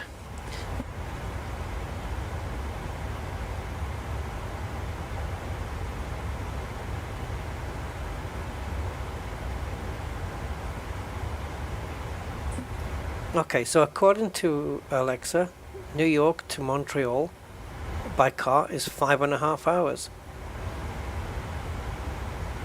That's awesome. That's an awesome day's drive. That's so cool. You could pop down to New York for the weekend for some shopping. Oh, now the line's back. Okay. Yeah, cool. 5.5 hours from New York to Montreal. I would have thought longer, but you learn things when you fly. Obviously the plane's going to do it a lot faster. Right, so let's bring the range down a little. We've got top of descent coming up very shortly. Like it's just about there. Because Cabkey is 11 miles, 11 and a half miles away, and this is coming up right now. So the moment that the plane hits that dot, it should go. You should see, well, the engines should start to relax and idle, and this needle should drop. Oh, there we go. Retard, there we go. It's dropping the engines already, look. And down we go. Autopilot. Oh! Make life so much easier. So, we are a little bit below the flight path already, but it's nothing. It's good. Oh, it's just adjusted for it instantly. No, it is. We're spot on at the moment. Absolutely spot on. If we need any, if we get too far up, then I'll have to put some drag on it. But we're good. And here comes the turn. Let's check it out. So here's this turn we're making. I almost didn't zoom in, but yeah, there, that turn over into the Sherbrooke area. And if you're sitting in this seat, you get a better view than the guy in that seat. Oh, and we're going to level out, are we?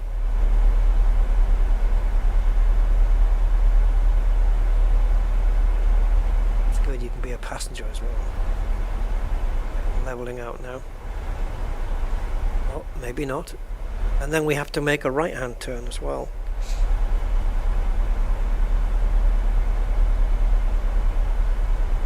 And I'm not seeing any flapping up and down on the end of the wing, so it looks like the winds are not too strong either. There's more flex on the fly-by-wire. See it just flexing smoothly, but this is more rigid. But you will, if it's windy, you will definitely see it moving up and down. But no, it looks like it's very calm at the moment. A nice flight for the passengers, this one. So we'll be making another turn at Gubid, and let's see now. The constraint we need to come up to is 12,000 or below, so we need to be under 12,000 or at or under 12,000 by Dutel, 5,000 at Scala, 4,000 or above at ICDEB, and then we need to be at 2,500 for Ulbom and 1220 or above at Kisik. I'd rather be as close to 1220 as possible, and if we have to abort the landing, then we need to be at 3,000 feet in 12 miles to make Kabat, and this will take us to, actually, does it take us all the way? No. So what we would do, like the alternate airport, which is Montreal, we would actually have to go into the secondary flight plan. I know how to get to there on the Airbus, but on the Boeing here, I actually don't know. There's a route here. Alternate destination. If I click that, it's not going to do that, is it? Because you'd have to put a flight plan in for your alternate as well. So this is our current route. The origin is that one. The alternate is not here, but alternate destination. If I click it, it's not going to. No, okay. Alternate destinations, nearest airports. Wouldn't you have to file do you file your original flight plan and then your flight plan to Montreal in case you can't land at the first one, and then suddenly you can switch to the second flight plan straight away? Or if you find you have to abort because of lack of visibility, because obviously if you've got bad visibility and you can't see out the window, if you have ILS and glide slopes and all that stuff, it's fine, the plane can just land anyway, because it'll be all done by technology. But with our nav approach, like what we're doing, if we have a bad visibility, we've got no tech to guide us in beyond a certain point. So we would have to not land and go to the alternate. But is it at that point that you create a new flight plan? I would sure that you'd come into the plane and have the flight plan already filed and ready to go. Surely you would. You'd have both flight plans in there. Yeah, I think what you would do is you would direct the plane to the alternate airport and then consult the charts and then find out all the, the final approach and the star and everything, and then put all that information into there while you're flying. I've never actually done a deliberate aborted landing before and flown to the alternate, but it'd be interesting to try it one day. Yeah. Flight path here still very, very good. Very awesome. Everything is on track. These passengers are getting a really nice flight today up to now. That wing tip looks very steady. Looks a bit icy over there as well. That's a very steady wing. Oh, a little tiny bit of movement there, but it's nothing. Yeah, it's getting snowy, eh? Suddenly we're in Canada. Well, we're not. We're still in the United States, right? Or are we? Are we? Good question. Have we crossed into? Oh, yeah, we have. Yeah, there's the borderline. All nice and straight, look. And then somebody just got drunk at the end and just went, like, you're not having this bit. So it's all the way run in, and then we just go up here, and then we just do a final turn and come down and land. Couldn't be simpler, right, guys? Request new data from SimBrief. I think I'll leave it. I don't know whether that would update the data, like including the weather information or the wind information. But we've got 3026 there. Let's click it. Does it actually change? Oh, it has! Look at that! 3025 now. VCSH. Okay. Don't know what that is.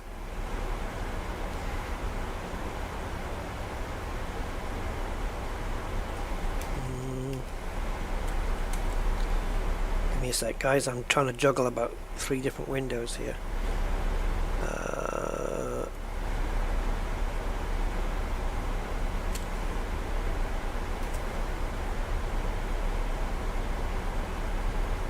So vicinity, BC, and then SH. Oh, showers in the vicinity, guys. Why wouldn't they put SHVC then? Yeah, showers in the vicinity. Vicinity showers. Scattered clouds, 44,400. We might have a little sprinkling of rain, but the air pressure will be 3,025 once we dip under 18,000 feet. So we'll get that ready, 3025. Do we have clouds there for scattered showers? We'll have to wait till we get underneath, and look at the ice over there, man. Oh, cold, man, cold. Cold, yes. Put your big coat on.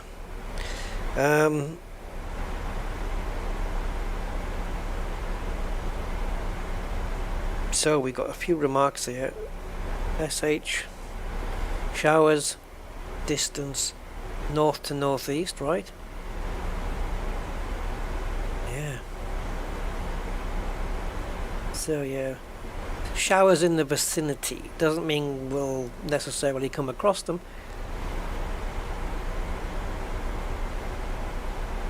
And supposedly the wind information has changed, but I ain't gonna download that again.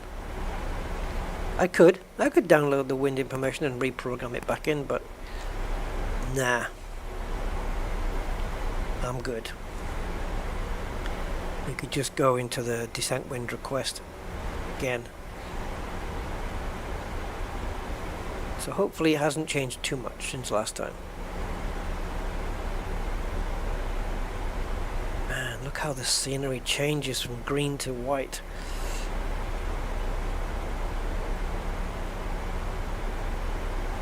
I wonder if they realize that and just put the line, that dotted line is like, this is where all the icy bits are.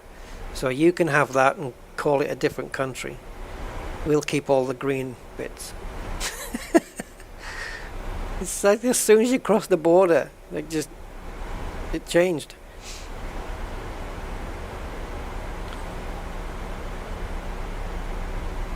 Alright, I don't think there's any information I need from this anymore.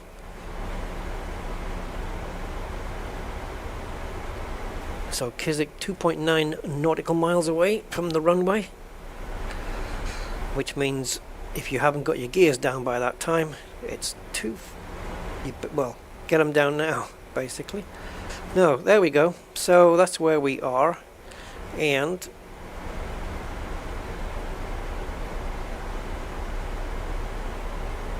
stop using Google. You're taking too much of a chance. Known bugs, don't invite them in, especially at the descent phase again. Oh, we could not be better here. This is perfect.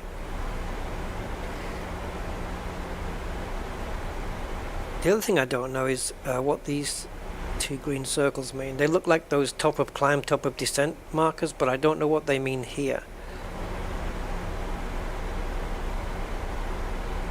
So yeah, I'm going to screenshot that. Oh yeah, we're just under 18,000, so now we need to go to 3025 on the air pressure.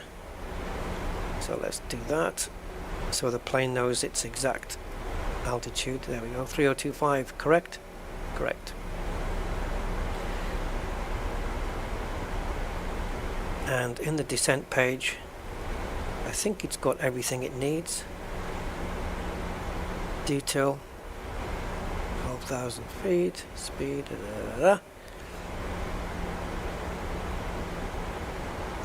and in the index, the approach, we put the flaps in already. We're allowing a wind correction of +5. I wonder if that goes either way, plus or minus 5. And Quebec is 9,000 feet. I think that's the length of the runway, right? Yeah. Which is okay for this plane.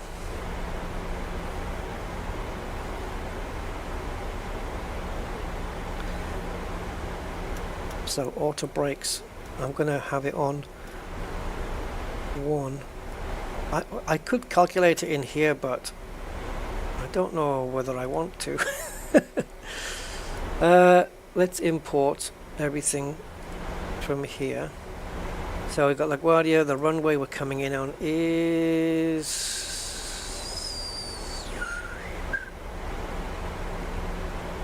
what's our course set to? 241. So this is wrong. Yeah, I thought it was. Yeah, I'm in the wrong page. There we go. I thought that looked really weird. So runway is going to be 24. 30 packs on, anti-ice off. Yeah, maybe you could put that on, I don't know. Let's try auto brakes 1. As for the landing weight, yeah, I don't know. How much fuel did we take? 6.5, right? And we have gross 63. Isn't it gross minus?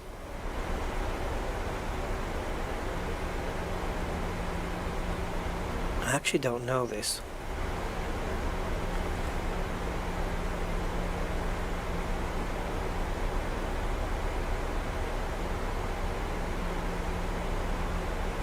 So you've got the weight of the cargo.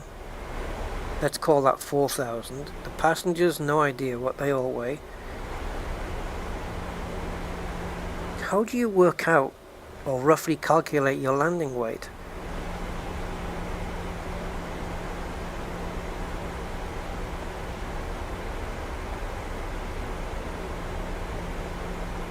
That's interesting. This is something I'm going to have to find out. Calculating landing weight. There must be something that tells me the current weight of the aircraft, right?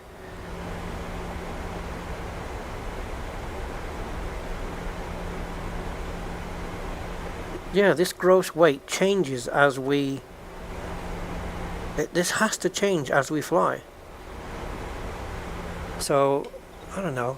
Let's say 62. Is it going to go down that fast? Does it change? 63.8. Will it go down to 63.7? Let's just say 63. Yeah, that's what it is right now. You see? 63.8. But we're going to burn off a little bit more, so I'm just going to say...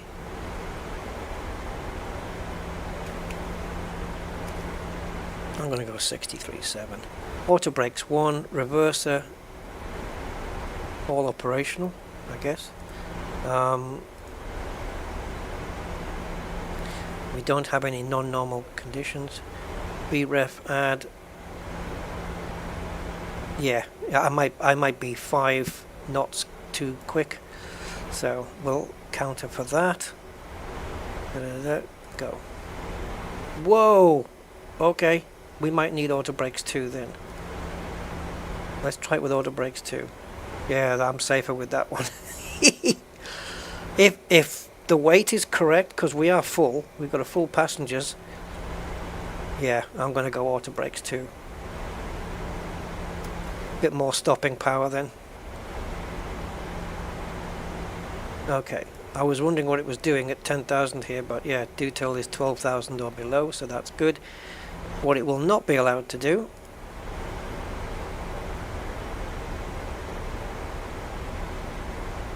well, it won't be able to go below 4,000 anyway. Right, I'm going to have a...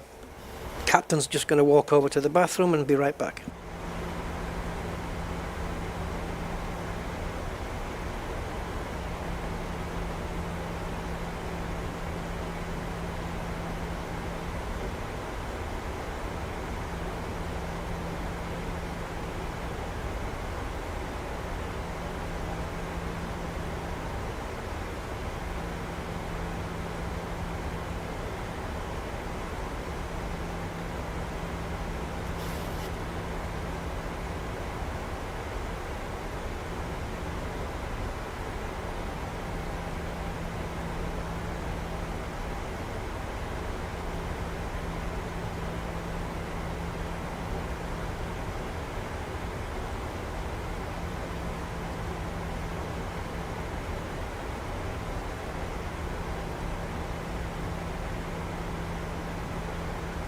Whew, right. Oh.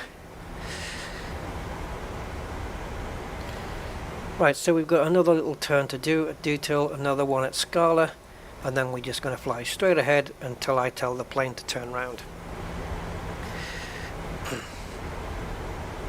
All good. Descent profile looks very nice.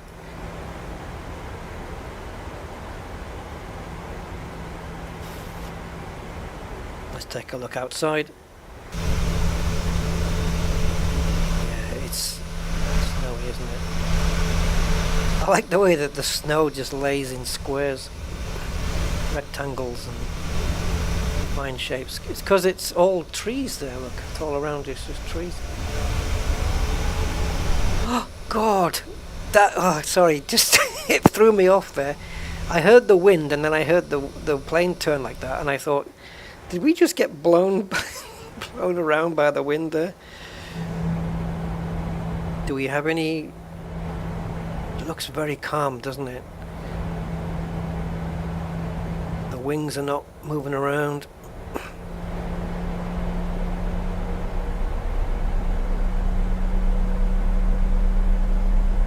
That's probably not the world's best view to see the wingtips.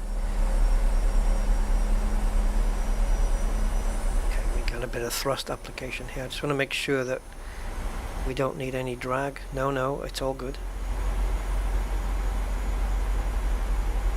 So there is our runway right here. This is the abort and go around thing, which we're not going to be doing. So yeah, we're going to come in there, runway 24. But we have to go alongside it and then flip round and down. But the plane isn't going to do, the autopilot won't do the flip around. Well, it will, but it won't do it until I tell it to. So there we go. So Scala is a constraint of 5,000, which means the plane will not be allowed to go below that. And decel, I believe, is the point where you have to start preparing the plane for slowing it down. Flaps and other good stuff. Not 100% sure on that one, but these are things I need to look up. So I've got the 2 green dots and the decel, which I want to swat up on and try and learn. The sun is certainly coming in. It's bright.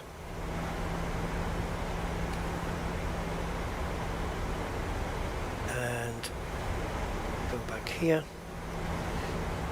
so we're nearly there now. I'm not going to zoom in there anymore, no way. So that's no good to me now. The chart's really not of use to me anymore. The plane's just going to do its thing now. This is the descent winds, so 41 knots, 35 knots and 31 knots coming down, 20,000, 15,000 and 10,000. So we're about here, aren't we? Yeah, we're way below. Right, so can we see the runway? It's just off our left hand side schnozzle. There it is. Those lights, that's our runway right there. Exciting. Yeah, there she is, just lit up, runway 24 right there.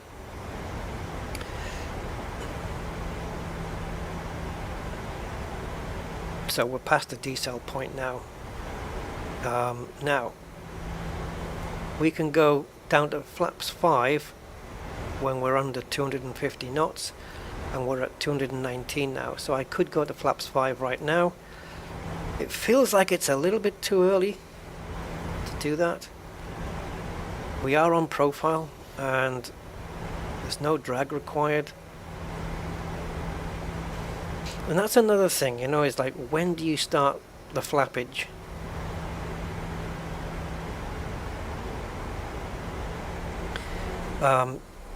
The plane's going to hit 210 and it's going to stay there until I tell it to vector around.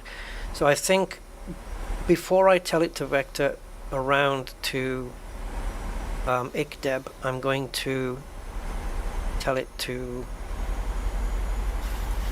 I'm going to put some flaps out. What speed are we at now? So we got 210 is 10, 15, so 200. If we're under 200, which we're thereabouts, so we get to flaps 5, that'll put us then the plane will slow down, I think, under 200, and then we'll start flaps 15 and then we'll move it to 30. So there we are. So now we're parallel, going to go up to BODPO, which is 7.4 nautical miles, and then from that point we can just start the landing process. So the runway should be completely parallel with us right now. Well, that's not the runway then.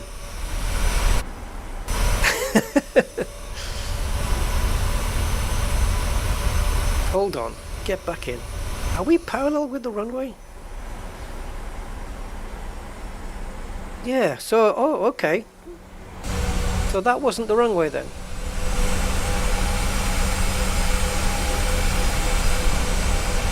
So what am I missing? Where the hell is it?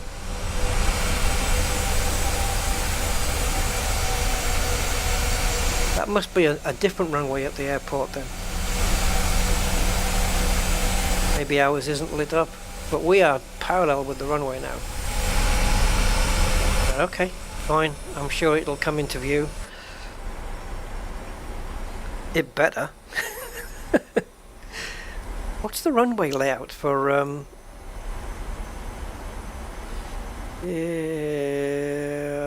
come on, you slimy meatball, where are you?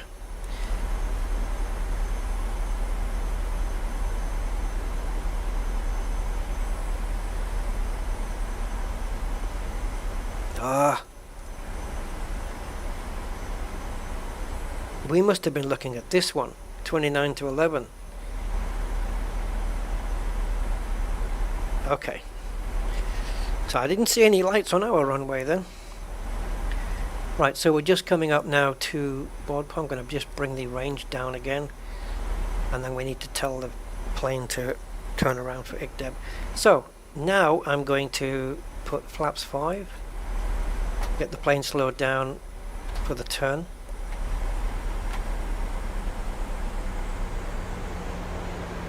Okay, now I can choose whenever I want to turn the plane. It'll just keep, the autopilot will just carry on in a straight line until I do it. Very easy to do, by the way, to just get it all sorted. But we are below the flight path, so and it wants drag. Well, I've just put you some flappage on. We'll go to flaps 10 then. There we go. Alright, so ICDEB, how do we turn the plane? Well, we just click it, put it at the top of the list, and click execute. And there she goes.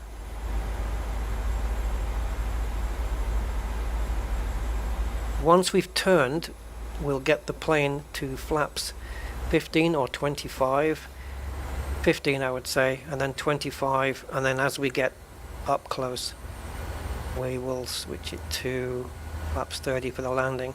So flaps 30, somewhere between, yeah, maybe at Kiswick. So we'll get it round to ICDEB, get into flaps 25, or even 15 might be okay. 15 to get to Ulblom, 25 for Kiswick, and then 30. I don't know, I'll work it out. It'll just work out for me. I'm sure we'll be fine. And the wheels down.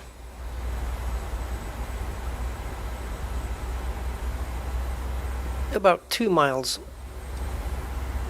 1.5, 2 miles before we reach Ulblom, we will get the wheels down.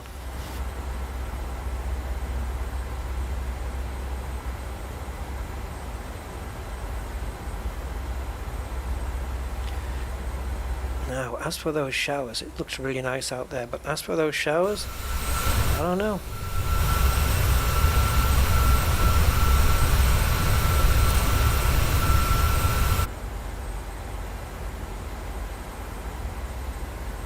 Is this the local time or is that Zulu? Zulu. It's Zulu. It's UTC that. Yep, that's the same as UK time at the moment. I don't know what local is.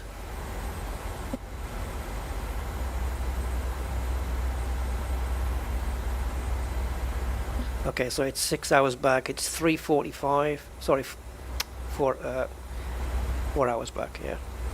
So yeah, 3:45 p.m. right now, and it looks like the sun's going down. So we're traveling at 175 knots. So we're allowed to go to 25 flaps if we wanted to. I think we're a bit too far out for that.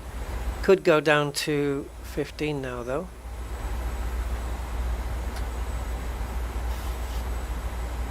I don't know at what point the flaps are going to want the wheels out.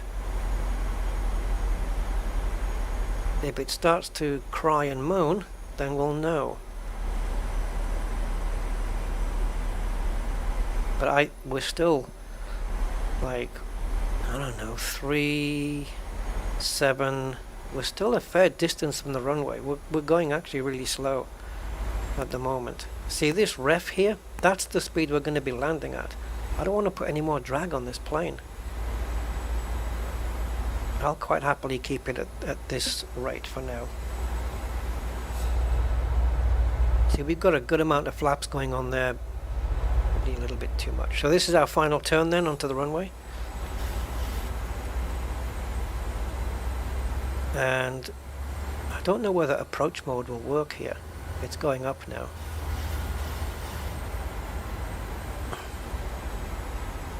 There we go.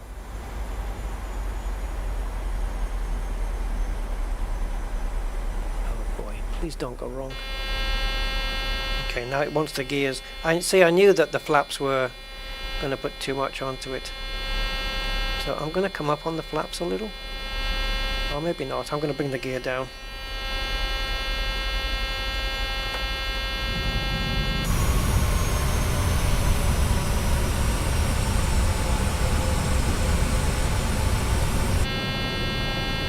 That should stop the BP. And also going to flaps 25. Okay, it looks like the plane doesn't want to go down, so I'm going to disable autopilot. Or is it going to go down? It doesn't look like, I thought it wasn't. Is it?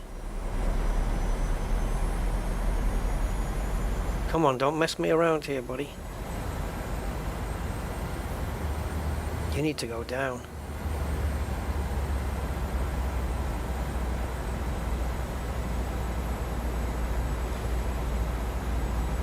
Oh boy. Are you going to mess me up at the end?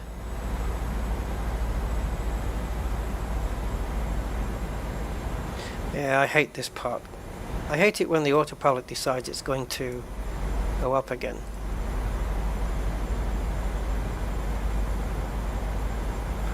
I don't have LNAV. Why?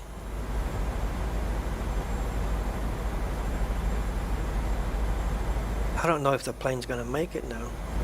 Like automatically. This is not ILS though, so we have to be careful here. I mean, it's not allowed to go below 2,500 at this point until we get to Ulblon. And the flaps are at 25, yes? They are.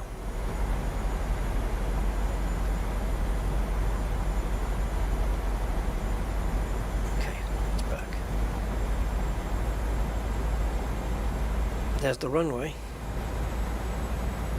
So you just keep going down until I tell you.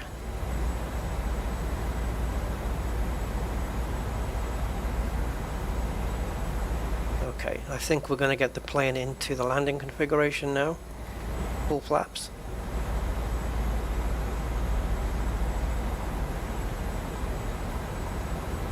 Speed is good, we're just above the VREF.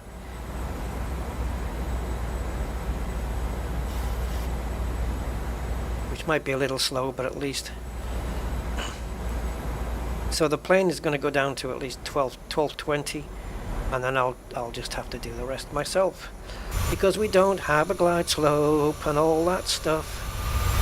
That is some beautiful scenery. Yeah, that runway is not lit up like the other ones, is it? So we are nicely on course. I am keeping an eye on this little fella. The moment that needle starts to settle or go up, I am disengaging the autopilot. We're coming in, whether you like it or not. Oh, such beautiful. I mean, it's only like coming up to 4 p.m., but you know, it looks like a sunset already. Okay, we're ready, aren't we? Okay, we're 2.8 miles from the runway now. 1,000. We'll be back in the default position. We're a little high now because the autopilot was saying that's as far as I can take it, buddy. So I just had to disengage it. So let's get back the PAPI lights back to 2 and 2. There we go. And now we'll just level it off a little bit. We're a little bit to the left, but we'll bring it back. It'll come around. 500. Plus 100.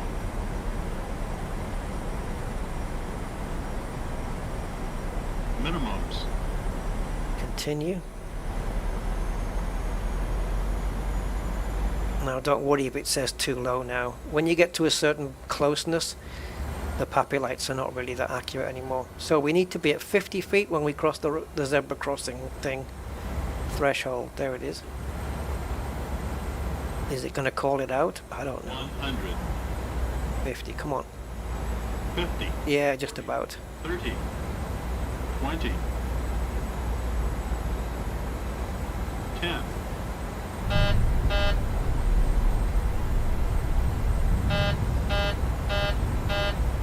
It's fine, relax. I took a bit long getting the nose down, but we're okay. Okay.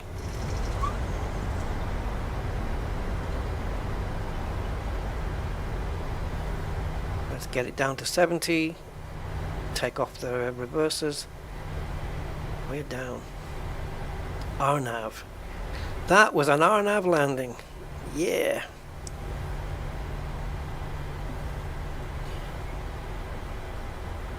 Goodbye. Echo for ramp 2. Echo for ramp 2. Not Bravo. Okay, just bringing in the flaps now. 9752 Delta. It took me a while to get the nose wheel down. I had a feeling it was down already, and it wasn't, but it was smooth. What I didn't do, of course, which I always forget to do, is put the landing lights on. Come on. Oh, you twat. Can always never line up the button, and then by the time you do, you're on the grass.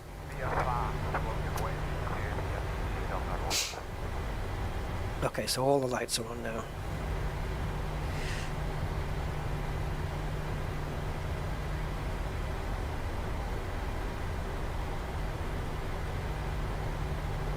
Well, we made it.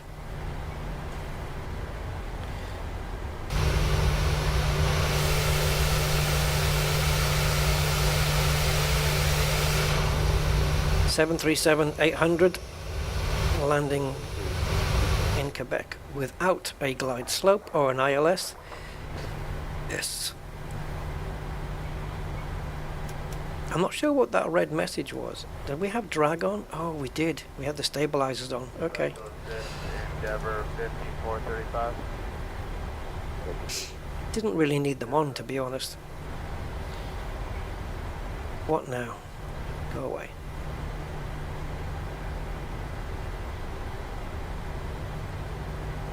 I don't see any other planes here.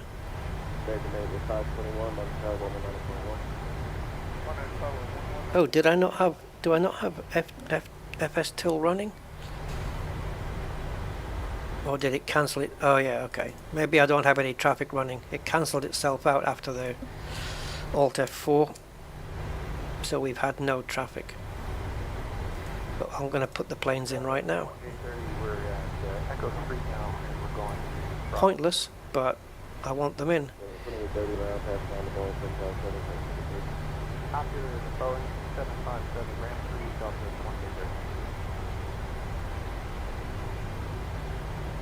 28. So Quebec Tower, do we have it? Yep. Well, Quebec Ground, that's what we're tuned into right now.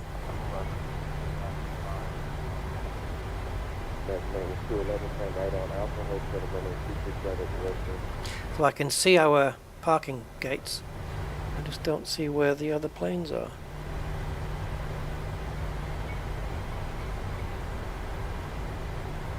Radio cut out the American 211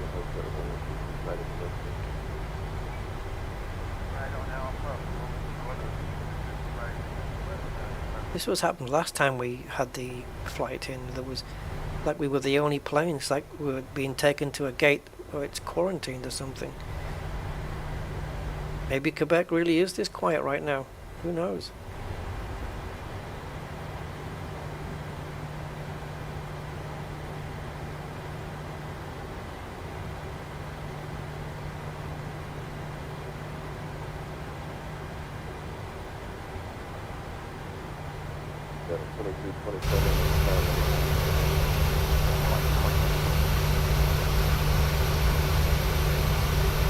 What a strange place to stop me.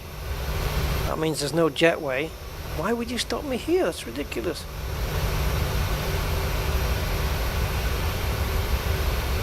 That's bizarre, but okay. If you say so.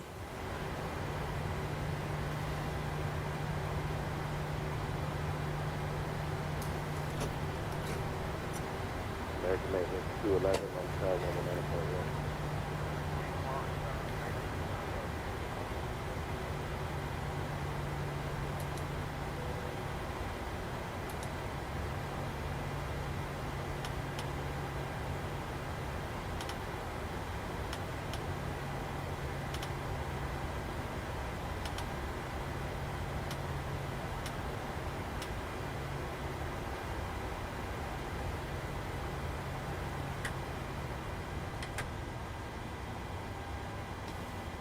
Go to 443 on the side 119.1. Actually, one to 443.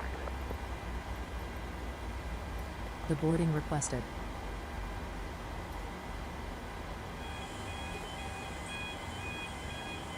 No way. That noise for the jetway? You're not going to be able to hook onto this plane. Because you stopped me in the wrong place. 1 north, Woodland. Where are you going to go? On the other door? Oh, was I supposed to go in sideways or something? This is bizarre. No, the dots were like... No, the dots were having me go this way. There's some kind of conflict here, clearly. Now the passengers... I don't know what the passengers are going to do now. Passengers deboarding starting. Oh, this should be fun. I'm walking in the air.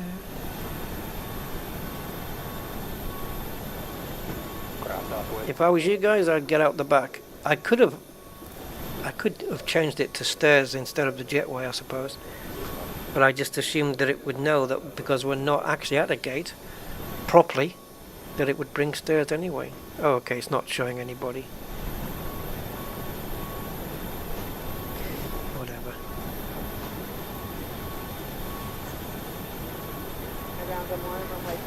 The other thing, when you park up, the box should disappear, I think. Delta 1448, runway, turn right past via Lima, Lima Charlie. I said right via Lima, Lima Charlie, Delta 1548.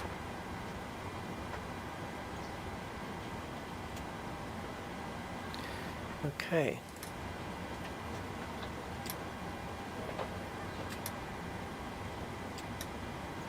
So air conditioning can go off.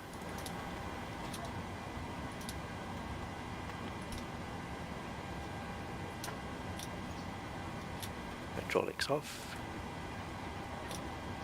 Fuel pumps no longer required. We'll give away the RJ. And just for completionist sake,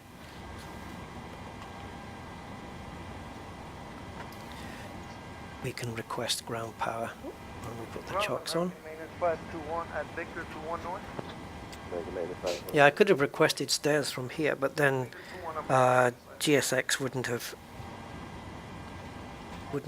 deboarded the passengers then. See, I don't think it gives you a choice here, does it? Like, it's not going to tell me anyway. The menu. Oh, operate stairs. Yeah, we could have done that first and then done deboarding. Yeah, probably could have done that first, or even reset the position of the plane to a proper gate. That would have been another way.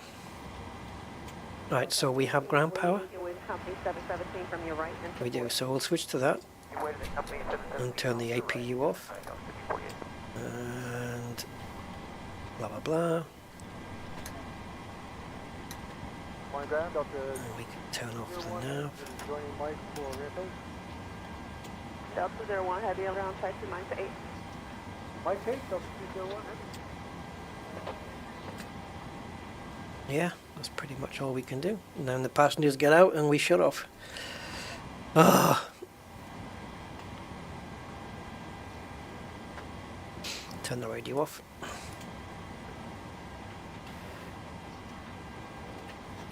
TCAS can go off. Turn the lights off. This is what you're supposed to do anyway. Just reset everything ready for the next flight. If you're getting off the plane, but that is, and it's not going to be used for a while. And the next time it gets used, it'll be a different pilot, so you want to have everything reset so that he's happy.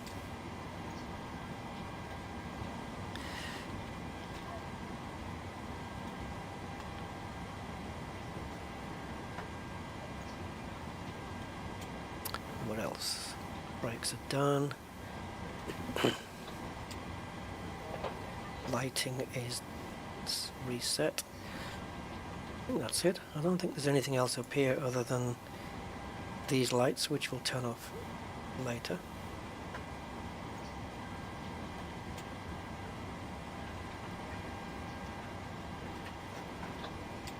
Oh, 2 more passengers. Do you want to deboard crew?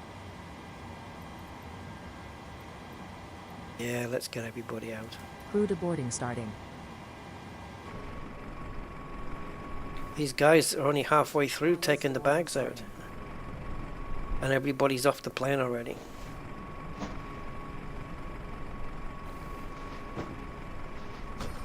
So if we operate stairs or jetways, I can close the door manually, I suppose. Don't want to leave it open like that. So it did operate the jetway to do that, right? So what we can do is in GSX operate jetways, I guess. And that should remove the jetway, which will then close the door on the plane. One would hope.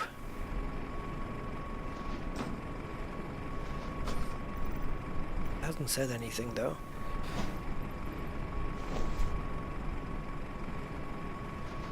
All the passengers are gone now, so we don't need... But the stairs should go automatically.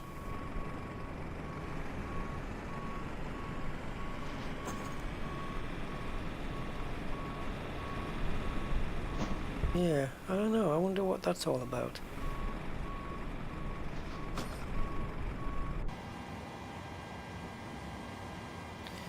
I'll force the doors closed myself.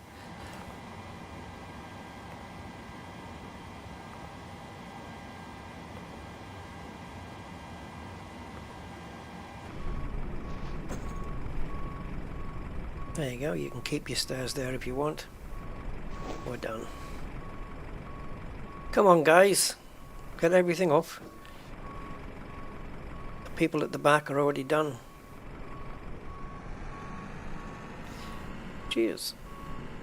Oh, Case is disappearing and reappearing. Get in your little truck. There you go. And... oh, now the jetway's going away.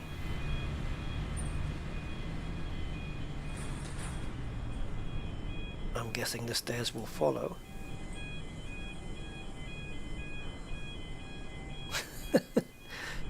So much for the showers in the vicinity. I mean, we didn't see anything. It was absolutely fine. The flight was, weather-wise, it was beautiful flight. There was no buffeting, no nothing. It was smooth as you could wish for. Right, I'm going to leave those stairs there. Those guys very confused, it seems. And we're going to shut the plane off. So emergency lights can go off. And ground power can go off. And battery power can go off. And we can also tell the ground power guy to bugger off. I think. There we go. That's it. The flight has ended officially. Alright, there you go guys, we did it. We did it. So now I have to find something that will disable my Alt F4. And then I want to do a flight as well where we can land at an ILS runway. It has to be. But where there's no visibility at all until maybe you hit the runway. But just like there's nothing. But it's going to depend. We either have to set the weather manually, or we'll have to find somewhere in the world using flight radar or weather radar or whatever it's called, I don't know, to find out where something's like really rainy. It doesn't have to be rainy, but as long as the visibility's crap, although the two tend to go hand in hand really. And then yeah, we're just going to do a landing with just using instruments on the plane alone, the autopilot, which will bring us in. It'll be an auto landing, so maybe it would be cool to do that in a little plane, a little general aircraft plane, as opposed to a jet where it's technology doing it for you. But yeah, just to do it all on the instruments would be something. So yeah, the flight that never was has now come to fruition. We did it. So with that, I am going to leave you guys alone, and I will be back with something else at some other point. So for the few that were here, thank you for being here, and I bid you farewell. Bye bye.